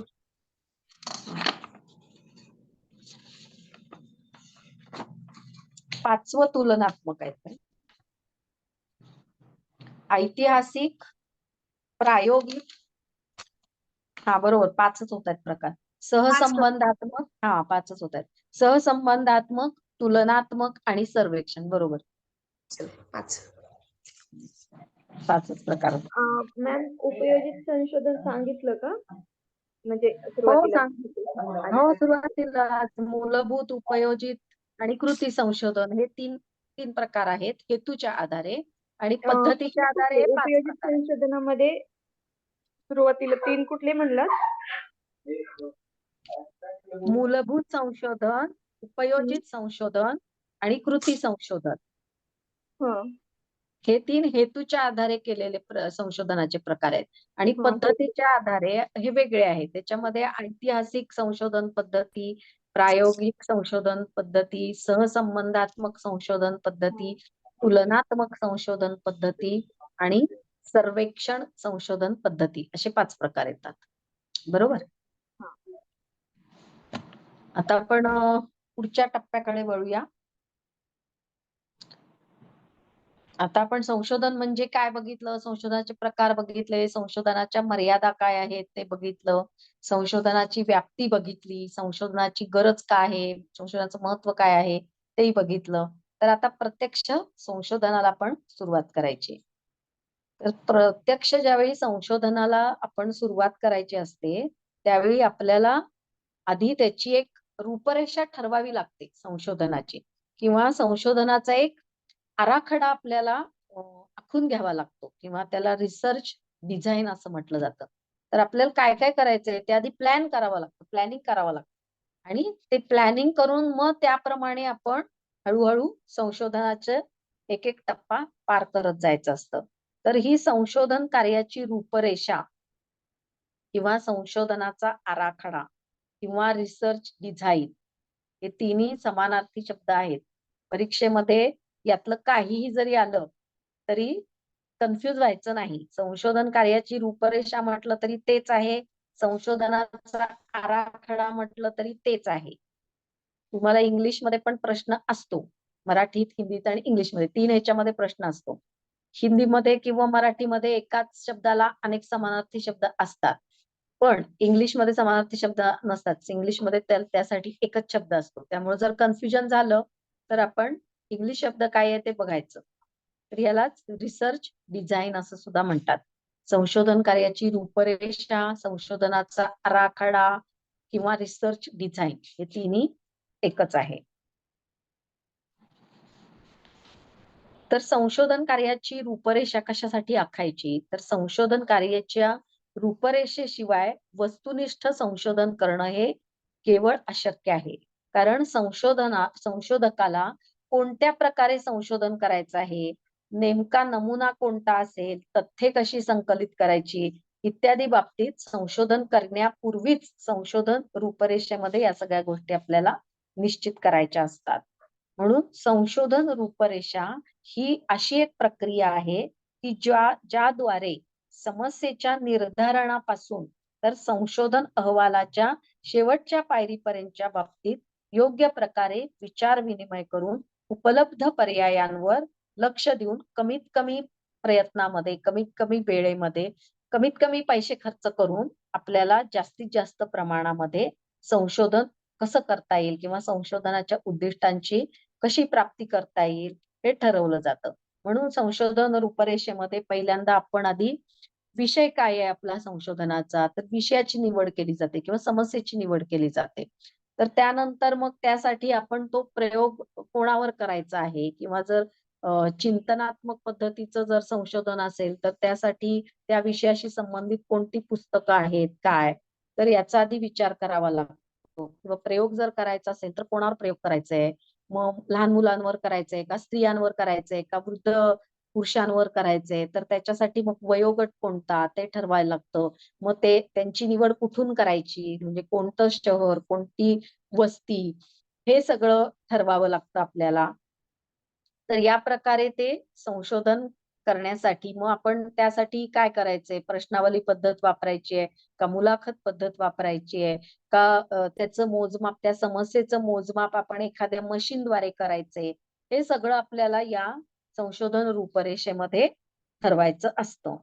म्हणून मग त्यासाठी किती कष्ट करावे लागतील, मग ते कष्ट कमी कसे करता येतील, वेळ किती लागेल, मग तो वेळ कसा कमी करता येईल, त्याला खर्च किती येईल, मग तो खर्च वाचवण्यासाठी काही उपाययोजना करता येईल का, या सगळ्याचा विचार करून त्या सगळ्याचं एक व्यवस्थित प्लॅनिंग करावं लागतं आणि मग ती संशोधन रूपरेषा जी आहे ती लिहून काढावी लागते. त्यामुळं काय होईल की आपल्याला कमीत कमी वेळ, कमीत कमी प्रयत्न, कमीत कमी पैसे खर्च करून संशोधनात जास्तीत जास्त प्रमाणात संशोधन उद्दिष्टांची प्राप्ती करता येते. आता विविध शास्त्रज्ञांनी संशोधन रूपरेषेच्या वेगवेगळ्या व्याख्या केलेल्या आहेत. तर आता कोणकोणत्या शास्त्रज्ञांनी काय व्याख्या केलेल्या आहेत, तर आपल्याला इथे 2 व्याख्या मुख्य बघायच्या आहेत. एक म्हणजे R.L. एकॉफ. R.L. एकॉफ या शास्त्रज्ञांनी रूपरेषेची व्याख्या अशी केलेली आहे की निर्णय कार्यान्वित करण्याची स्थिती येण्यापूर्वीच निर्णय निर्धारित करण्याच्या प्रक्रियेला संशोधन रूपरेषा असं म्हणतात. निर्णय कार्यान्वित करण्याची स्थिती येण्यापूर्वीच निर्णय निर्धारित करण्याच्या प्रक्रियेला संशोधन रूपरेषा असं म्हणतात.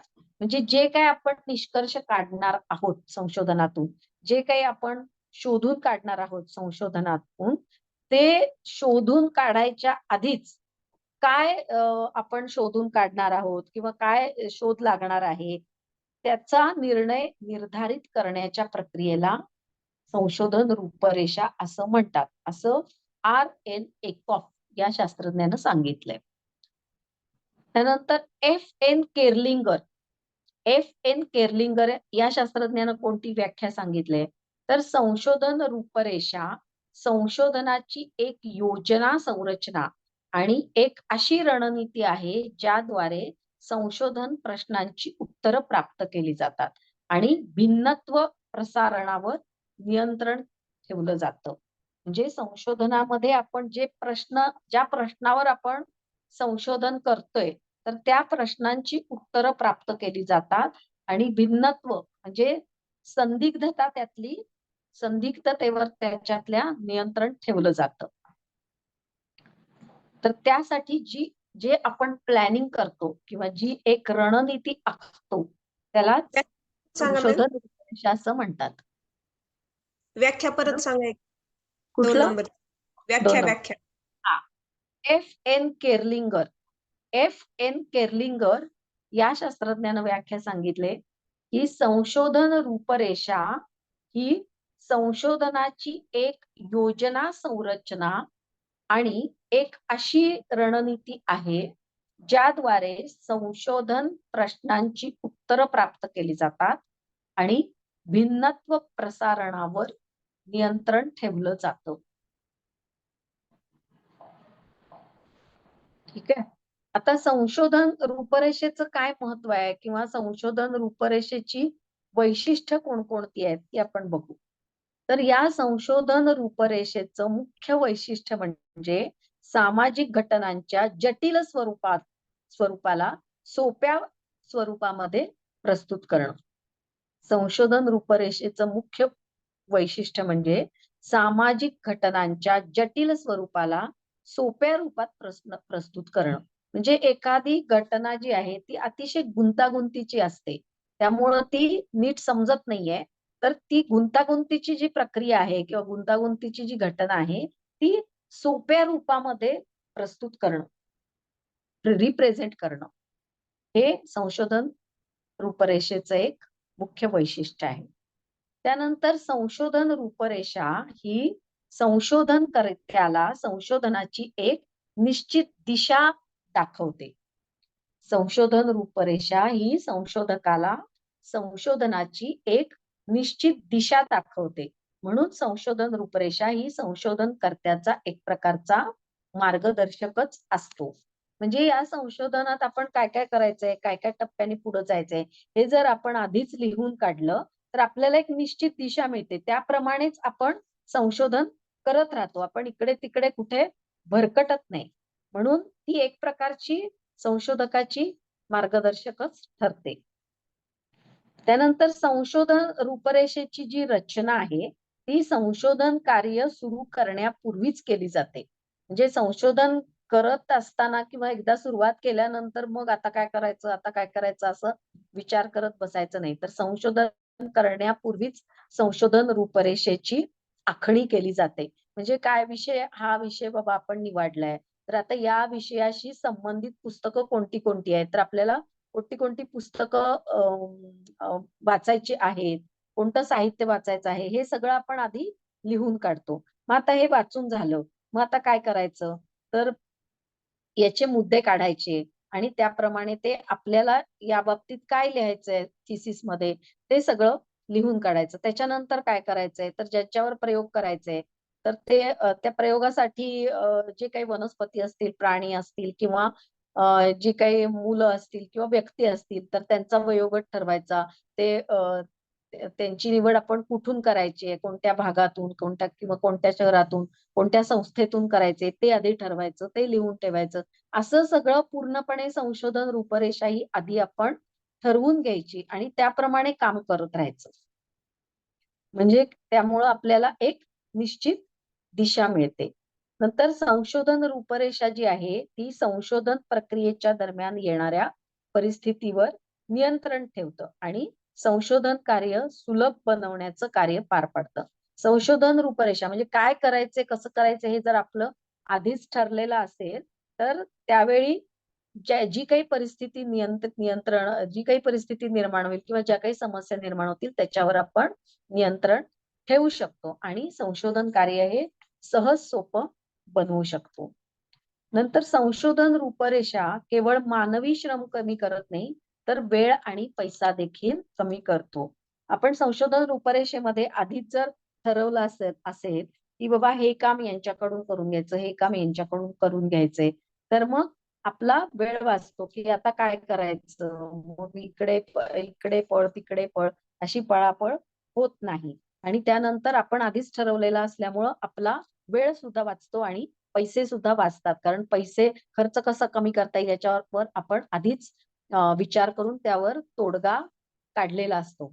म्हणून संशोधन रूपरेषा हे मानवी श्रम, वेळ आणि पैसा या तिन्ही गोष्टी वाचवण्याचं काम करतं किंवा कमी करण्याचं काम करतं. नंतर संशोधनाच्या अधिकाधिक उद्दिष्टांची प्राप्ती करण्यासाठी संशोधन रूपरेषा ही मदत करते. कारण संशोधन रूपरेषेमध्ये आपली संशोधनाची उद्दिष्ट काय काय आहेत, म्हणजे कोणकोणत्या गोष्टी आपल्याला शोधून काढायच्या आहेत, कोणकोणते निर्णय घ्यायचे आहेत, काय काय आपल्याला उद्देश प्राप्त करायचे किंवा कोणतं नवीन ज्ञान आपल्याला प्राप्त करायचे हे आपण आधीच रूपरेषेमध्ये ठरवलेलं असतं. त्यामुळं अधिकाधिक उद्दिष्टांची प्राप्ती करण्यासाठी संशोधन रूपरेषा ही संशोधकाला अतिशय मार्गदर्शक ठरते किंवा मदतगार ठरते. तर ही सगळी संशोधन रूपरेषेची वैशिष्ट्ये आहेत. त्याच्यानंतर आता संशोधन रूपरेषा तयार करताना प्रत्यक्ष जेव्हा आपण संशोधन रूपरेषा तयार करतो किंवा आखतो त्यावेळी काय काय गोष्टी ध्यानात घ्याव्या लागतात किंवा कोणकोणत्या घटकांची त्यामध्ये नोंद केली जाते ते आपण बघूया. तर एक पहिली आणि महत्वाची गोष्ट म्हणजे कोणती, तर संशोधन विषय. आता संशोधन करायचं म्हणल्यानंतर आधी संशोधनाचा विषय ठरवावा लागेल ना, कशावर संशोधन करायचं किंवा संशोधनासाठी कोणती समस्या तुम्ही घेणार आहात. तर हे जे आहे त्याला म्हणतात संशोधनाचा विषय. तर हा संशोधनाचा विषय ठरवणं हा संशोधन रूपरेषेतला पहिला टप्पा आहे किंवा पहिला घटक आहे. आता संशोधनकर्त्याला आपल्या संशोधनाचा विषय स्पष्ट करून त्याचं कार्यक्षेत्र हे निश्चित ठरवावं लागतं. त्याच्याकरता उपलब्ध साहित्य, संशोधन पत्रिका आणि इतर महत्वाची माहिती इत्यादीचं अध्ययन करावं लागतं आणि या सर्व गोष्टींची नोंद संशोधन रूपरेषेत करावी लागते. आता संशोधनासाठी आपल्याला जर विषय निवडायचा आहे तर मला बाबा विद्यार्थ्यांवर संशोधन करायचे असं म्हणून नुसतं चालेल का? नाही. तर एक विशिष्ट विषय आपल्याला तयार करावा लागतो. विद्यार्थ्यांवर संशोधन करायचे, पण कोणत्या विद्यार्थ्यांवर, कोणत्या वयोगटातल्या विद्यार्थ्यांवर, तर त्या विद्यार्थ्यांचा वयोगट ठरवायचा. नंतर त्यासाठी तुम्ही कोणत्या शाळेतल्या विद्यार्थ्यांची निवड करणार, तर ती शाळा ठरवायची. मग त्यासाठी आधी त्या शाळेच्या मुख्याध्यापकांना भेटून त्यांची परवानगी घ्यावी लागेल. तर मग ते कोण आहेत, तर ते आपण त्या रूपरेषेमध्ये लिहून ठेवायचं. त्यानंतर विद्यार्थी म्हणल्यानंतर फक्त मुलं घ्यायची आहेत का मुली पण घ्यायच्या आहेत, ते ठरवायला लागेल. नंतर मग कोणत्या शाळेतल्या मुली घ्यायच्या आहेत, एखाद्या खेड्यातल्या शाळेतले विद्यार्थी घ्यायचे आहेत का शहरातल्या शाळेचे विद्यार्थी घ्यायचे आहेत, मराठी मीडियमची मुलं घ्यायची आहेत का इंग्लिश मीडियमची मुलं घ्यायची आहेत, हे आपल्याला ठरवावं लागतं. आणि त्यानंतर मग अमुक अमुक वयोगटातले विद्यार्थी हा एक घटक आपला झाला. त्यानंतर काय तुम्हाला प्रयोग करायचा आहे, तर यौगिक प्रक्रियांचा प्रयोग करायचा आहे. तर मग निवडक यौगिक प्रक्रियांचा विद्यार्थ्यांवर होणारा परिणाम अभ्यासणे. पण कशावर परिणाम करायचा आहे, म्हणजे कशावर परिणाम बघायचा आहे, मग विद्यार्थ्यांची स्मरणशक्ती का विद्यार्थ्यांची एकाग्रता का विद्यार्थ्यांचं शारीरिक उंची आणि वजन का विद्यार्थ्यांचे ताणतणाव का विद्यार्थ्यांचं पूर्ण व्यक्तिमत्व, कशावर तुम्हाला परिणाम बघायचाय ते ठरवावं लागतं. अशा पद्धतीनं एक व्यवस्थितपणे विषयाची आखणी करावी लागते. एक सूत्रबद्ध रीतीनं तो विषय आपल्याला मांडावा लागतो. म्हणजे उदाहरणार्थ शालेय विद्यार्थ्यांच्या मानसिक ताणतणावावर निवडक यौगिक प्रक्रियांचा होणारा परिणाम अभ्यासणे, असं ते विषय सूत्रबद्ध रीतीनं व्यवस्थित आपल्याला मांडावा लागतो. म्हणून संशोधन विषय ह्या संशोधन विषयाची रूपरेषा करताना सगळ्यात पहिला आणि महत्वाचा घटक आहे. नंतर दुसरा कुठला घटक आहे संशोधन रूपरेषेतला, तो म्हणजे अध्ययनाचं स्वरूप. म्हणजे संशोधनाचा प्रकार आणि संशोधनाचे स्वरूप स्पष्टपणे एकदा आपण विषयामध्ये निर्धारित केलं की मग त्याची नोंद संशोधन रूपरेषेत केली जाते आणि मग त्या विषयाशी संबंधित जे काही पूर्वी झालेलं आहे संशोधन त्याबद्दलचा अभ्यास केला जातो.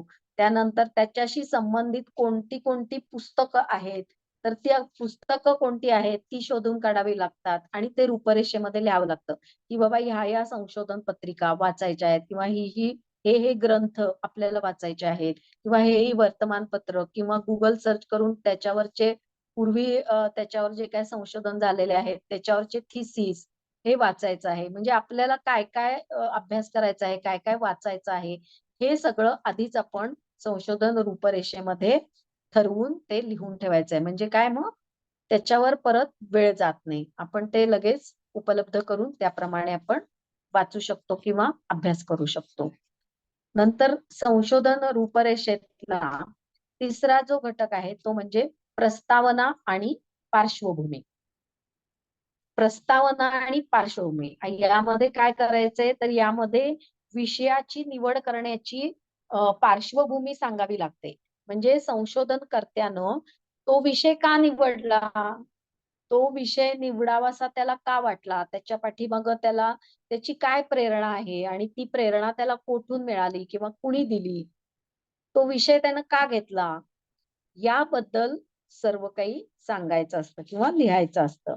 म्हणून संशोधनकर्त्याने निवडलेल्या विषयामध्ये नेमकी त्याला कशा प्रकारे आवड निर्माण झाली किंवा त्या समस्येचं स्वरूप आणि परिस्थिती काय होती ज्याच्यामुळे त्याला तो विषयामध्ये संशोधन करण्याची प्रेरणा मिळाली किंवा आतापर्यंत या समस्येबाबत कोणी अध्ययन केलंय का, त्या अध्ययनातून कोणते निष्कर्ष निघाले, कोणत्या त्रुटी राहिलेल्या आहेत किंवा त्या त्रुटी कोणत्या प्रकारे दूर करणं शक्य आहे, या सर्व गोष्टींचा उल्लेख संशोधन रूपरेषेमध्ये किंवा संशोधन आराखड्यामध्ये केला जातो.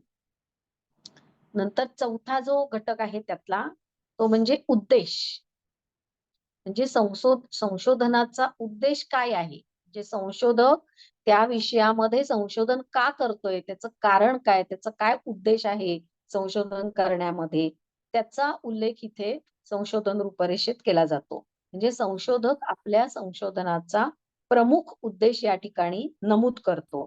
तसेच काही सहाय्यक देशांचा उल्लेख देखील इथं केला जातो किंवा इतर कुठल्या देशांमध्ये किंवा इतर कुठल्या क्षेत्रामध्ये या विषयावर संशोधन झालंय का आणि ते कशासाठी झालं आणि त्यातून काय निष्कर्ष निघाले, हे सगळं इथं आपल्याला नमूद करायचं असतं.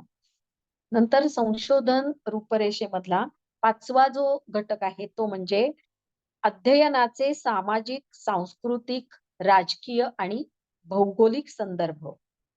म्हणजे संशोधनाची सामाजिक आणि सांस्कृतिक परिस्थिती या ठिकाणी स्पष्ट केली जाते. म्हणजे सामाजिक मूल्य, सामाजिक परंपरा, सामाजिक मान्यता इत्यादींची माहिती या ठिकाणी आपण स्पष्टपणे नमूद केली पाहिजे. तसेच समाजाची राजकीय व्यवस्था, व्यवहार आणि मूल्यांचा देखील इथं उल्लेख केला जातो. म्हणजे जल, वायू, प्राकृतिक रचना, उत्पादन इत्यादी भौगोलिक परिस्थितींचा सुद्धा इथे स्पष्ट उल्लेख केला जातो. तर हे आपल्या विषयाशी जे संबंधित आहे त्याप्रमाणे त्याचा इथे संदर्भ हा लिहायचा असतो. कळलं?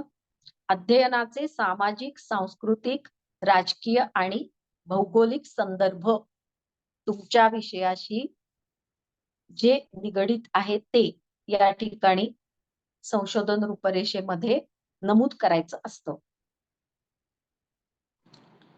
नंतर सहावा जो पुढचा जो घटक आहे संशोधन रूपरेषेतला तो म्हणजे संकल्पना, चल आणि गृहीतकृत्य. जे संशोधन विषय एखाद्या सिद्धांत किंवा संकल्पनांच्या आधारावर जर मांडला असेल तर त्या संकल्पनांचा स्पष्ट उल्लेख इथं केला जातो.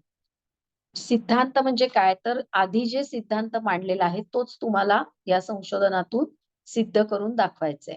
म्हणजे उदाहरणार्थ ओंकार जपाच्या साधनेमुळं मनाची एकाग्रता वाढते. ओंकार जपाच्या साधनेमुळं मनाची एकाग्रता वाढते. हे जर तुम्हाला सिद्ध करायचं असेल किंवा हे जर तुम्हाला संशोधनातून जर सिद्ध करून दाखवायचं असेल, तर तिथे त्या संकल्पनेचा किंवा त्या सिद्धांताचा स्पष्टपणे उल्लेख केला पाहिजे. आणि हा सिद्धांत कोणी मांडला, तुम्ही तो कुठे वाचला, हे तुम्हाला लिहायचं आहे. आता ओंकार साधनेबद्दल सगळ्याच योगाच्या ग्रंथांमध्ये सांगितलेलं आहे. तर काही मुख्य ग्रंथांमधून त्याचा जो काही संदर्भ आहे तो आपल्याला इथे नमूद करावा लागतो. तसंच कोणकोणत्या चलांना केंद्रीय विषय बनवला जाणार आहे, त्या संबंधी कोणत्या गृहीतकृत्यांची निर्मिती करण्यात आली आहे, या सर्व गोष्टी संशोधन रूपरेषेत स्पष्ट केल्या जातात. आता चल म्हणजे काय, तर जे काही आपल्याला संशोधन करत असताना प्रयोग केल्यानंतर जे काही आपल्याला डाटा मिळतो किंवा त्याचा होणारा परिणाम जो मिळतो त्याला चल म्हणतात. आणि गृहीतकृत्य म्हणजे काय, तर जे आपण शोधून काढायचे ते. आता गृहीतकृत्य हे दोन प्रकारचं असतं, एक पॉझिटिव्ह आणि एक निगेटिव्ह. म्हणजे आता थोडक्यात सांगायचं तर ओंकार जपाने मनाची एकाग्रता साधली जाते. तर आपल्याला हे सिद्ध करायचंय. तर हे गृहीतकृत्य आहे की ओंकार जपाने मनाची एकाग्रता साधली जाते. हे गृहीतकृत्य आहे. तर संशोधनाच्या वेळी आपण दोन गृहीतकृत्य मांडतो. एक म्हणजे गृहीतकृत्य एक, जे पॉझिटिव्ह आहे, ओंकार जपाने मनाची एकाग्रता साधली जाते. आणि गृहीतकृत्य दोन, जे नकारात्मक आहे किंवा निगेटिव्ह आहे, ओंकार जपाने मनाची एकाग्रता साधली जात नाही किंवा ओंकार जपाचा मनावर कोणताही परिणाम होत नाही. अशी दोन गृहीतकृत्य आपल्याला मांडायची असतात. आणि मग संशोधन केल्यानंतर त्यातलं कुठलं गृहीतक सिद्ध झालं तो आपण निष्कर्ष काढायचा असतो. की बाबा आता तुम्ही प्रयोग केला, प्रयोग केल्यानंतर तुम्हाला काय दिसलं, की ओंकार जपानं एकाग्रता साधली जाते.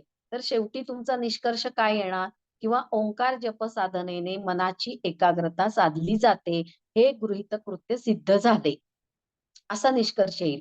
किंवा समजा काहीच ओंकार जपाचा परिणाम नाही झाला, तर निष्कर्षामध्ये काय लिहिता येईल, की ओंकार जपाने मनावर कोणताही परिणाम होत नाही, हे गृहीतकृत्य सिद्ध झाले,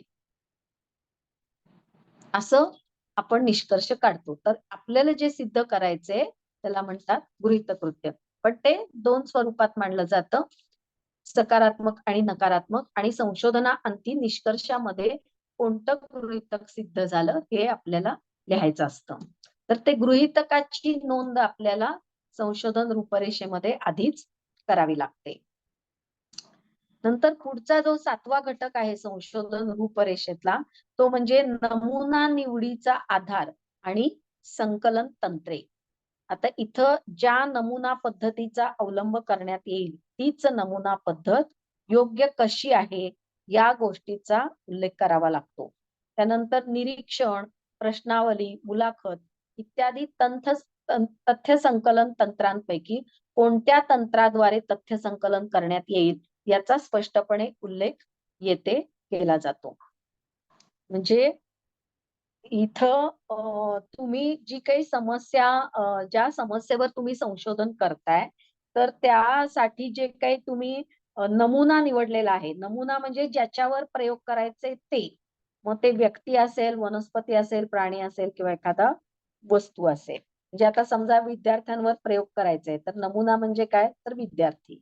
तर हे विद्यार्थी जे तुम्ही नमुना निवड केलेली आहे, तर तीच योग्य कशी आहे, म्हणजे ठराविक शाळेतले विद्यार्थी, ठराविक वयोगटातले विद्यार्थी, तर या समस्येसाठी तुम्ही याच वयोगटातले विद्यार्थी का घेतले, तर हे तुम्हाला संशोधन रूपरेषेमध्ये लिहायचं असतं. तसंच तथ्य संकलनासाठी म्हणजे डाटा कलेक्शनसाठी तुम्ही कोणती पद्धत वापरली आहे, प्रश्नावली पद्धत वापरली आहे का निरीक्षण पद्धत वापरली आहे. म्हणजे समजा असा हे असेल, विषय असेल तुमचा, की बाबा मधुमेहाच्या रुग्णांमध्ये यौगिक प्रक्रियांद्वारे रक्तातील रक्त शर्करा नियंत्रित करता येते. असा जर तुमचा विषय असेल तर तुम्ही तथ्य संकलनासाठी काय करणार? तर लॅबोरेटरीचा वापर करणार ना, म्हणजे निरीक्षण पद्धत वापरणार. म्हणजे लॅबोरेटरीमध्ये सगळ्या त्या नमुन्यांचं ब्लड शुगर तुम्ही चेक करून घेणार. तर ही झाली निरीक्षण पद्धत. किंवा असा जर विषय असेल की व्यक्तिमत्व सुधारण्यासाठी योगिक प्रक्रियांचा होणारा परिणाम अभ्यासणे, म्हणजे शालेय विद्यार्थ्यांच्या व्यक्तिमत्वावर योगाचा काय प्रभाव पडतो किंवा काय परिणाम होतो हे अभ्यासणे. असा जर विषय असेल तर तिथं तुम्ही काय निरीक्षण करणार? तिथं तुम्ही निरीक्षण काय करू शकत नाही ना. तर त्यावेळी आपण प्रश्नावली पद्धत वापरतो. म्हणजे वेगवेगळ्या प्रकारचे प्रश्न विद्यार्थ्यांना विचारून त्यांची उत्तरं घेतो आणि त्यावरून त्यांच्या व्यक्तिमत्वाचं मोजमापन करतो. मग ते प्रयोग करायच्या आधीचं मोजमापन आणि प्रयोगानंतरचं मोजमापन असं 2 वेळा ती प्रश्नावली आपण भरून घेतली जाते आणि 2 वेळा त्याचं मोजमाप केलं जातं. आणि आधीचं मोजमाप आणि नंतरचं मोजमाप किंवा आधीच्या प्रश्नावलीची उत्तरं आणि नंतर येणारी उत्तरं याची तुलना करून त्यावरून आपण निष्कर्ष काढतो. त्यामुळं तथ्य संकलनासाठी तुम्ही निरीक्षण पद्धत वापरली आहे का प्रश्नावली पद्धत वापरायची आहे का मुलाखत पद्धत वापरायची आहे, तर ते आधीच आपल्याला ठरवावं लागतं आणि त्याची नोंद आपल्याला संशोधन रूपरेषेमध्ये करावी लागते. कळलं?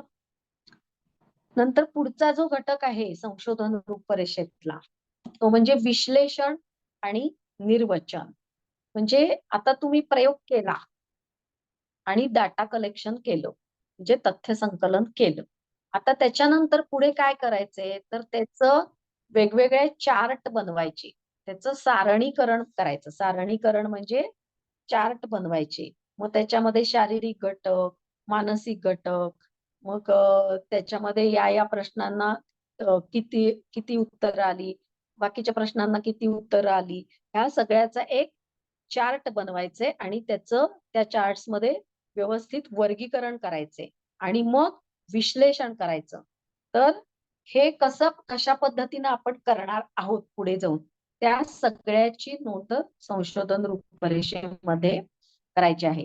म्हणजे तथ्य संकलन केल्यानंतर त्याचे सारणीकरण, वर्गीकरण आणि विश्लेषण कशा प्रकारे करण्यात येईल, त्याकरता कोणत्या पद्धतीचा उपयोग करण्यात येईल आणि हीच पद्धत जास्तीत जास्त उपयुक्त का आहे, या गोष्टींचा उल्लेख विश्लेषण आणि निर्वचन यामध्ये संशोधन रूपरेषेमध्ये करायचा आहे.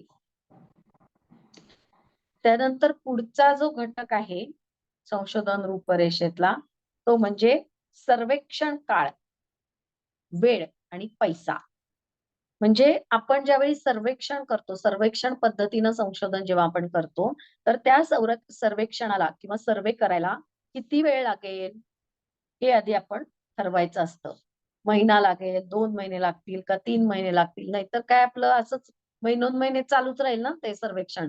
मग ते संशोधन पुढं कसं जाणार?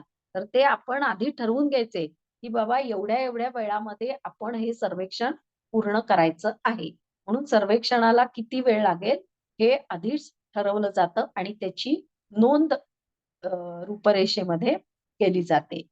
तसंच संशोधनासाठी एकूण किती पैसा लागेल, खर्च किती येईल याचा पण आपण आधीच अंदाज घ्यायचा असतो आणि त्याप्रमाणे मग हा खर्च वाचवता येईल का, तो खर्च वाचवण्यासाठी किंवा कमी करण्यासाठी काय करता येईल याच्याबद्दल आपण उपाययोजना आधीच करायची असते आणि त्या बाबतीत योग्य तो निर्णय घेऊन त्याची नोंद ही संशोधन रूपरेषेमध्ये केली जाते.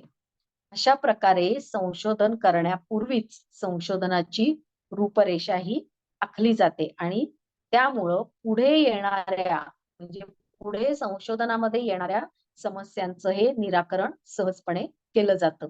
जर काहीच प्लॅनिंग नसेल तर कुठलीही गोष्ट साधं आपल्याला कुठे गावाला जरी जायचं असलं तरी आपण आधी प्लॅनिंग करतो.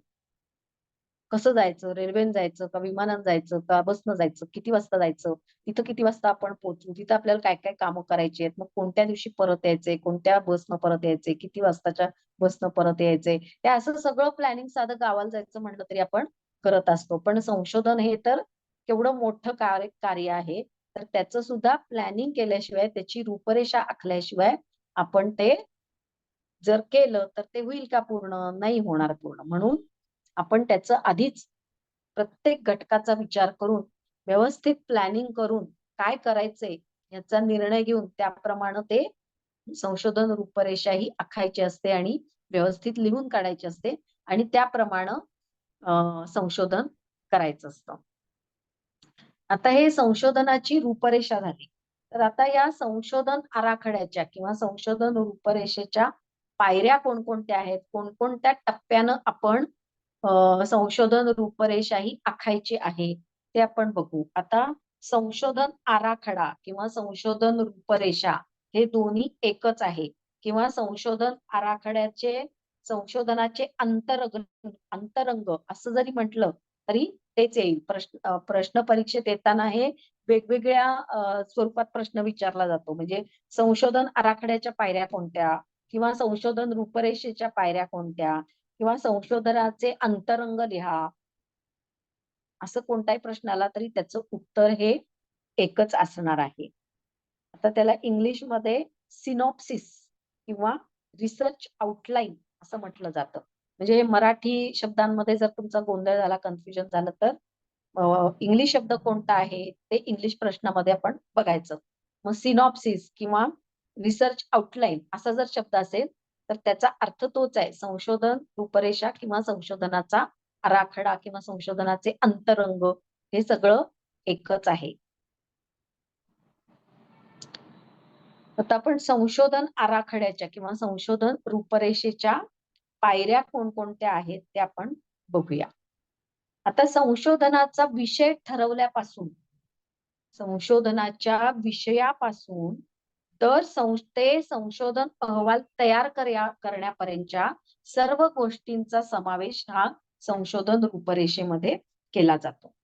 आता संशोधन रूपरेषा ही विशिष्ट क्रमानुसारच तयार करायची असते आणि संशोधन रूपरेषेच्या पायऱ्या आता आपण एक एक बघूया. आता पहिली पायरी काय संशोधन रूपरेषेची, तर सर्वप्रथम संशोधन रूपरेषेमध्ये अध्ययन समस्या स्पष्ट केली जाते. म्हणजे विषय आपण ठरवला, आता त्याच्या बाबतीत अध्ययन काय काय करायचं आहे आणि त्या संबंधित साहित्य कुठून आणि कसं मिळवायचं हे सगळं या अध्ययन समस्येमध्ये स्पष्ट केलं जातं. म्हणून सर्वप्रथम संशोधन रूपरेषेमध्ये अध्ययन समस्या स्पष्ट केली जाते. त्यानंतर दुसरी पायरी काय आहे, तर वर्तमान काळात जे संशोधन कार्य आपण करायचं आहे त्याच्या सीमारेषा या स्पष्ट स्वरूपात निर्धारित करायच्या आहेत. म्हणजे आपण जे संशोधन करायचंय त्याचं उद्दिष्ट काय आहे आणि तो प्रयोग कुणावर करायचा आहे, मग ते ज्याच्यावर प्रयोग करायचा आहे ते शहर, एक ठराविक संस्था, मग तिथं किती लोक आहेत, त्यातल्या किती लोकांवर प्रयोग करायचा आहे, कोणत्या वयोगटातली लोक घ्यायची आहेत, स्त्रिया घ्यायच्या आहेत का पुरुष घ्यायचे आहेत का स्त्री पुरुष दोन्ही घ्यायचे, हे सगळं ह्या सगळ्या ज्या सीमारेषा आहेत त्या आपण स्पष्ट स्वरूपात ठरवायच्या आहेत. त्याच्यावर एक निर्णय घ्यायचा आहे, निर्धारित करायचे ते आणि ते संशोधन आराखड्यामध्ये लिहून ठेवायचे. त्यानंतर संशोधनाच्या परिणामाच्या प्रयोगासंबंधीचे निर्णय घेतले जातात. म्हणजे संशोधनासाठी तुम्ही कोणता प्रयोग करणार आहात. समजा तुम्ही यौगिक प्रक्रियांचा जर प्रयोग करणार असाल तर कोणत्या यौगिक प्रक्रिया तुम्ही शिकवणार, कोणत्या यौगिक प्रक्रिया करून घेणार आहात, की बाबा आता एखाद्याचं शारीरिक ह्याच्यावर, म्हणजे समजा वजन कमी करण्यासाठी जर तुम्ही प्रयोग करत असाल तर मग त्याच्यामध्ये ज्या व्यक्ती तुम्ही निवडल्या त्यांच्याकडून सूक्ष्म व्यायाम कोणते करून घेणार, मग सूर्यनमस्कार किती करून घेणार, मग योगासनं कोणती कोणती घेणार, त्यानंतर शुद्धिक्रिया घेणार का, शुद्धिक्रिया घेणार असाल तर कोणती शुद्धिक्रिया करून घेणार, प्राणायाम करून घेणार असाल तर मग काय काय करून घेणार, कपालभाती, अग्निसार, भस्त्रिका, असे कोणते प्राणायामाचे प्रकार करून घेणार आहात आणि ते किती वेळा करून घ्यायचे. समजा भस्त्रिका करून घ्यायची तर 5 वेळा करून घ्यायची का 10 वेळा करून घ्यायची का 15 वेळा करून घ्यायची. कपालभाती ही शुद्धिक्रिया घ्यायची असेल तर त्याची आवर्तनं किती घ्यायची आहेत, 2 आवर्तनं, 3 आवर्तनं, मग एका आवर्तनामध्ये किती स्ट्रोक घ्यायचे आहेत, 50, 100, हे सगळं आधी व्यवस्थित ठरवायचं असतं, प्लॅन करायचं असतं आणि ते सगळं तुम्ही या संशोधन आराखड्यामध्ये लिहून काढायचं असतं. म्हणून संशोधनाच्या परिणामाच्या प्रयोगासंबंधीचे निर्णय घेतले जातात. त्यानंतर चौथी जी पायरी आहे ती म्हणजे निरीक्षण, विवेचन आणि मापनाकरता उपयुक्त चलांची निवड करणे आणि चलांची स्पष्ट स्वरूपात परिभाषा करणे. म्हणजे तुम्ही त्या समस्येचं मोजमाप करण्यासाठी कोणती पद्धत वापरणार आहात? निरीक्षण पद्धत वापरणार आहात का मुलाखत पद्धत वापरणार आहात का प्रश्नावली पद्धत वापरणार आहात?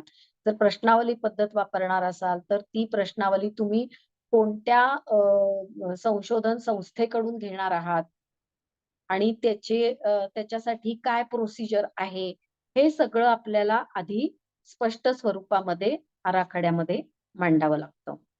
निरीक्षण करणार असाल तर त्याच्यासाठी कोणतं मशीन किंवा तंत्रज्ञान वापरणार आहात त्याचा स्पष्टपणे उल्लेख करावा लागतो. नंतर पुढची जी पायरी आहे, 5वी पायरी, ती म्हणजे अध्ययन क्षेत्र आणि सामग्रीची योग्य निवड प्रस्तुत करणं आणि त्यानंतर अध्ययनाचे प्रकार आणि विषयाच्या क्षेत्राच्या संदर्भात सविस्तर निर्णय घेतले जातात. अध्ययन क्षेत्र म्हणजे तुमचा जो विषय आहे त्या विषयाशी संबंधित पुस्तकं कोणती आहेत, म्हणजे कोणकोणत्या पुस्तकांचा तुम्ही अभ्यास करणार आहात, त्या विषयावर पूर्वी कोणी कोणी काय काय संशोधनं केली आहेत, तर त्या संशोधन पत्रिका किंवा ते शोध निबंध तुम्ही कुठून मिळवायचे आहेत, कोणते शोध निबंध वाचायचे आहेत, या सगळ्याची योग्य निवड करून ते इथं प्रस्तुत केलं गेलं पाहिजे. नंतर विषय क्षेत्राच्या संदर्भात सविस्तर निर्णय घेतले जातात. म्हणजे तुमचा जो विषय आहे तर त्या विषयाचं कोणत्या क्षेत्रामध्ये तुम्ही तो प्रयोग करणार आहात, शालेय विद्यार्थ्यांच्या मध्ये करणार आहात किंवा काही हॉस्पिटल मधल्या काही रुग्णांच्यावर तो प्रयोग करणार आहात का आदिवासी भागात जाऊन आदिवासी भागातल्या लोकांच्यावर तो प्रयोग करणार आहात का कुठल्या ठराविक वनस्पतींवर प्रयोग करणार आहात, तर त्या संबंधी योग्य निवड करून त्याबद्दलचे सविस्तर निर्णय घेऊन ते इथं प्रस्तुत केले पाहिजेत.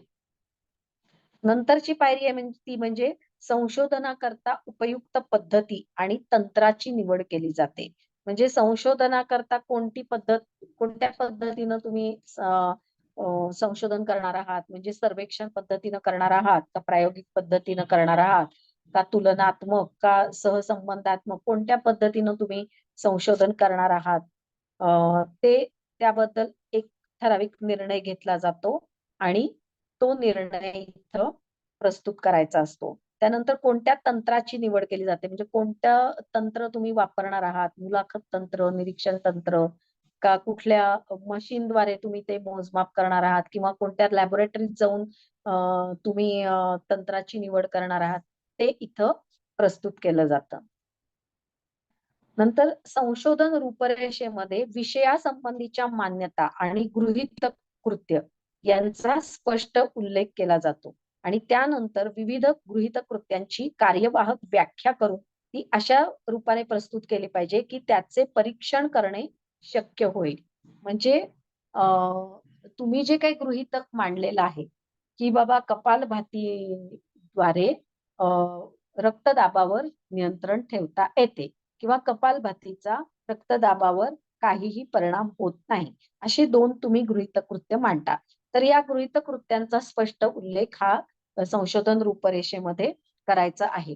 आणि मग त्याचं मोजमाप कसं करणार? आता रक्तदाबाचं मोजमाप काय आपण रक्तदाब मापक यंत्रानं म्हणजे ब्लड प्रेशरचं जे मशीन असतं त्याद्वारे तुम्ही त्याचं मोजमाप करणार आहात, तर मग ते त्याचा स्पष्टपणे उल्लेख इथं केला जातो. आता हे मी तुम्हाला उदाहरणादाखल सांगितलं, प्रत्येक विषयांच्या बाबतीत ते वेगळं वेगळं असणार आहे. त्यानंतर अध्ययनाची प्रभावी उपकरणे आणि साधनांची निवड आणि निर्मिती करणे त्याचं व्यवस्थित परीक्षण करणं, त्याचा सगळ्याचा उल्लेख इथं आपण करायचा आहे. आता अध्ययनाची प्रभावी उपकरणे, अध्ययनाची म्हणजे आपण जो काही त्या विषयाच्या बाबतीत अभ्यास करणार असतो तर त्याची प्रभावी उपकरणं कोणती, तर एक म्हणजे आपण गुगल सर्च करून गुगलवरून त्याबद्दलचं अध्ययन करू शकतो किंवा एखाद्या ग्रंथालयामध्ये जाऊन तिथून पुस्तकं आणून त्या पुस्तकांचं वाचन आपण करू शकतो. तर उपकरणं म्हणजे काय, ज्याद्वारे आपण ते अध्ययन करणार आहोत त्या त्याची ती उपकरणं, म्हणजे आता मोबाईल झालं किंवा लॅपटॉप झाला किंवा ग्रंथालय झालं, तर ही झाली उपकरणं. तर त्याचा स्पष्टपणे संशोधन रूपरेषेत उल्लेख करायचा आहे. नंतर आकड्यांच्या एकत्रीकरणाचे संपादन कशा प्रकारे केले जाईल, वर्गीकरणासाठी योग्य प्रवर्गाची निवड कशी करावी याची नोंद इथं करायची आहे. म्हणजे जे काही तुम्ही जे काही ऑब्झर्व केलं आहे, तुमची जी काही ऑब्झर्वेशन आहेत किंवा जे काही परिणाम तुम्ही बघितलेले आहेत संशोधनामध्ये, त्याचं योग्य रीतीनं व्यवस्थितपणे तुम्ही वर्गीकरण कसं करणार आहात, तर त्याचा स्पष्ट उल्लेख रूपरेषेमध्ये करायचा असतो. नंतर आकड्यांचे गुणात्मक आणि संख्यात्मक विश्लेषण आणि त्याची विस्तृत रूपरेषा तयार करणे. म्हणजे जे काही तुमच्याकडं डाटा संशोधनाअंती आलेला आहे, तर त्या डाटाचं अनालिसिस कसं करायचं, त्याचं विश्लेषण कसं करायचं, तर त्यासाठी कोणती पद्धत स्टॅटिस्टिक्स मधली तुम्ही वापरणार आहात. मग त्याच्यासाठी टी टेस्ट नावाची एक टेस्ट असते. तर अशा कोणत्या टेस्ट वापरणार आहात किंवा कोणती पद्धत तुम्ही स्टॅटिस्टिक्स मधली वापरणार आहात, तर ते या संशोधन रूपरेषेमध्ये लिहायचं असतं किंवा त्याचं उल्लेख इथं करायचा असतो. त्यानंतर उपलब्ध परिणामाच्या पार्श्वभूमीमध्ये संपूर्ण विवेचनाच्या कार्यपद्धतीचा उल्लेख करणे. म्हणजे जे काही परिणाम तुम्हाला उपलब्ध झालेले आहेत संशोधन केल्यानंतर, तर ते परिणाम कशा स्वरूपात मांडायचे किंवा ते कसं लिहून काढायचे, त्याच्या कार्यपद्धतीचा सुद्धा उल्लेख इथं तुम्ही करायचा आहे. नंतर रूपरेषेमध्ये संशोधन अहवालाचे प्रस्तुती करण्याबाबत निर्णय घेतला जातो. आता संशोधन अहवाल म्हणजेच शोध प्रबंध किंवा त्यालाच थिसिस असं म्हटलं जातं. तर ह्या जो थिसिस तुम्ही जो मांडणार आहात, तो व्यवस्थित पुस्तकाच्या स्वरूपात तो शोध निबंध तुम्ही सादर करणार आहात का एक आपलं साधं नुसता एक लेख लिहून तो एखाद्या वर्तमानपत्रात किंवा मासिकामध्ये प्रस्तुत करणार आहात, ह्याचा उल्लेख तुम्हाला इथं करायचा आहे. आता MA साठी तुम्हाला शोध प्रबंध लिहावा लागतो. संशोधन करून शोध प्रबंध ते एक असं छोटं पुस्तकच तयार होतं. तर तशा पद्धतीनं तुम्हाला शोध प्रबंध लिहायचा आहे. त्यानंतर संपूर्ण संशोधनासाठी लागणारा वेळ, लागणारे श्रम आणि पैसा या संबंधीचं अनुमान इथं काढलं जातं. ही एक अंदाज घेतला जातो की आपल्याला बाबा या संशोधनाला किती वेळ लागेल, म्हणजे ही पूर्वतयारी सगळी करायला 1 महिनाभर लागेल. त्यानंतर आपण 3 महिने प्रयोग करणार आहोत आणि त्यानंतर मग शोध प्रबंध किंवा लिहायला किंवा अहवाल लेखनाला आपल्याला अजून 1 महिना ते 2 महिना लागेल. म्हणजे टोटल कालावधी किती झाला, साधारण 5 ते 6 महिने याला लागणार आहेत. असं त्याचा एक अंदाज काढला जातो, अनुमान काढलं जातं आणि ते इथं लिहिलं जातं. त्यानंतर त्याला किती वेळ कष्ट करावा लागेल, म्हणजे रोज तुम्हाला किती वेळ द्यावा लागणार आहे त्यासाठी. म्हणजे तुम्ही आता योगासनांचा जर प्रयोग करणार असाल, तर तुम्ही जे मुलं निवडलेली आहेत त्यांचा योगाभ्यास किती वेळ करून घेणार. म्हणजे समजा 1.5 तास तुम्ही त्यांच्याकडून योगासनं करून घेणार असाल, तर मग तो 1.5 तास तुम्हाला जायला यायला एक अर्धा ते पाऊण तास लागणार. तर असं किती वेळ तुम्ही रोजचा देणार आहात, तर याचा पण अंदाज घेतला जातो. त्यानंतर तुम्हाला किती पैसे खर्च होतील याचा पण अंदाज घ्यावा लागतो. आता समजा डायबिटीसच्या पेशंटवर तुम्ही जर प्रयोग करणार असाल, तर प्रयोगाच्या आधी एकदा, मध्ये एकदा आणि प्रयोगाच्या शेवटी एकदा असं 3 वेळा तुम्हाला त्यांची ब्लड शुगर चेक करावी लागेल. मग लॅबोरेटरीत जाऊन जर 3 वेळा प्रत्येकाची तपासणी करून घ्यायची असेल, तर त्याला एकूण खर्च किती येईल याचा पण तुम्हाला अंदाज काढावा लागेल ना. तर मग किती पैसे लागतील यासाठी, तर त्याच्या बाबतीत पण अनुमान काढून श्रम, वेळ आणि पैसा किती लागेल या बाबतीतलं अनुमान तुम्ही संशोधन आराखड्यामध्ये लिहायचं आहे. त्यानंतर यासाठी तुम्हाला कोणकोणत्या गोष्टींची गरज लागेल, म्हणजे पॅथॉलॉजिस्टची गरज लागेल, एखाद्या प्रयोगशाळेची गरज लागेल किंवा एखाद्या प्रशासकीय संघटनेची किंवा प्रशासकीय व्यक्तीची जर जर गरज पडणार असेल तर ते. असं कोणकोणत्या गोष्टींची तुम्हाला गरज पडणार आहे त्याच्याबद्दलचं पण प्लॅनिंग केलं जातं किंवा अनुमान काढलं जातं आणि ते कुठून उपलब्ध करायचं ते सुद्धा ठरवावं लागतं आणि त्याची नोंद इथं रूपरेषेमध्ये किंवा आराखड्यामध्ये करायची असते. नंतर आवश्यक असल्यास संशोधन आराखड्यात पूर्व परीक्षण आणि पायलट अध्ययनाची सुद्धा व्यवस्था करावी लागते तर ती आपण करायची आहे.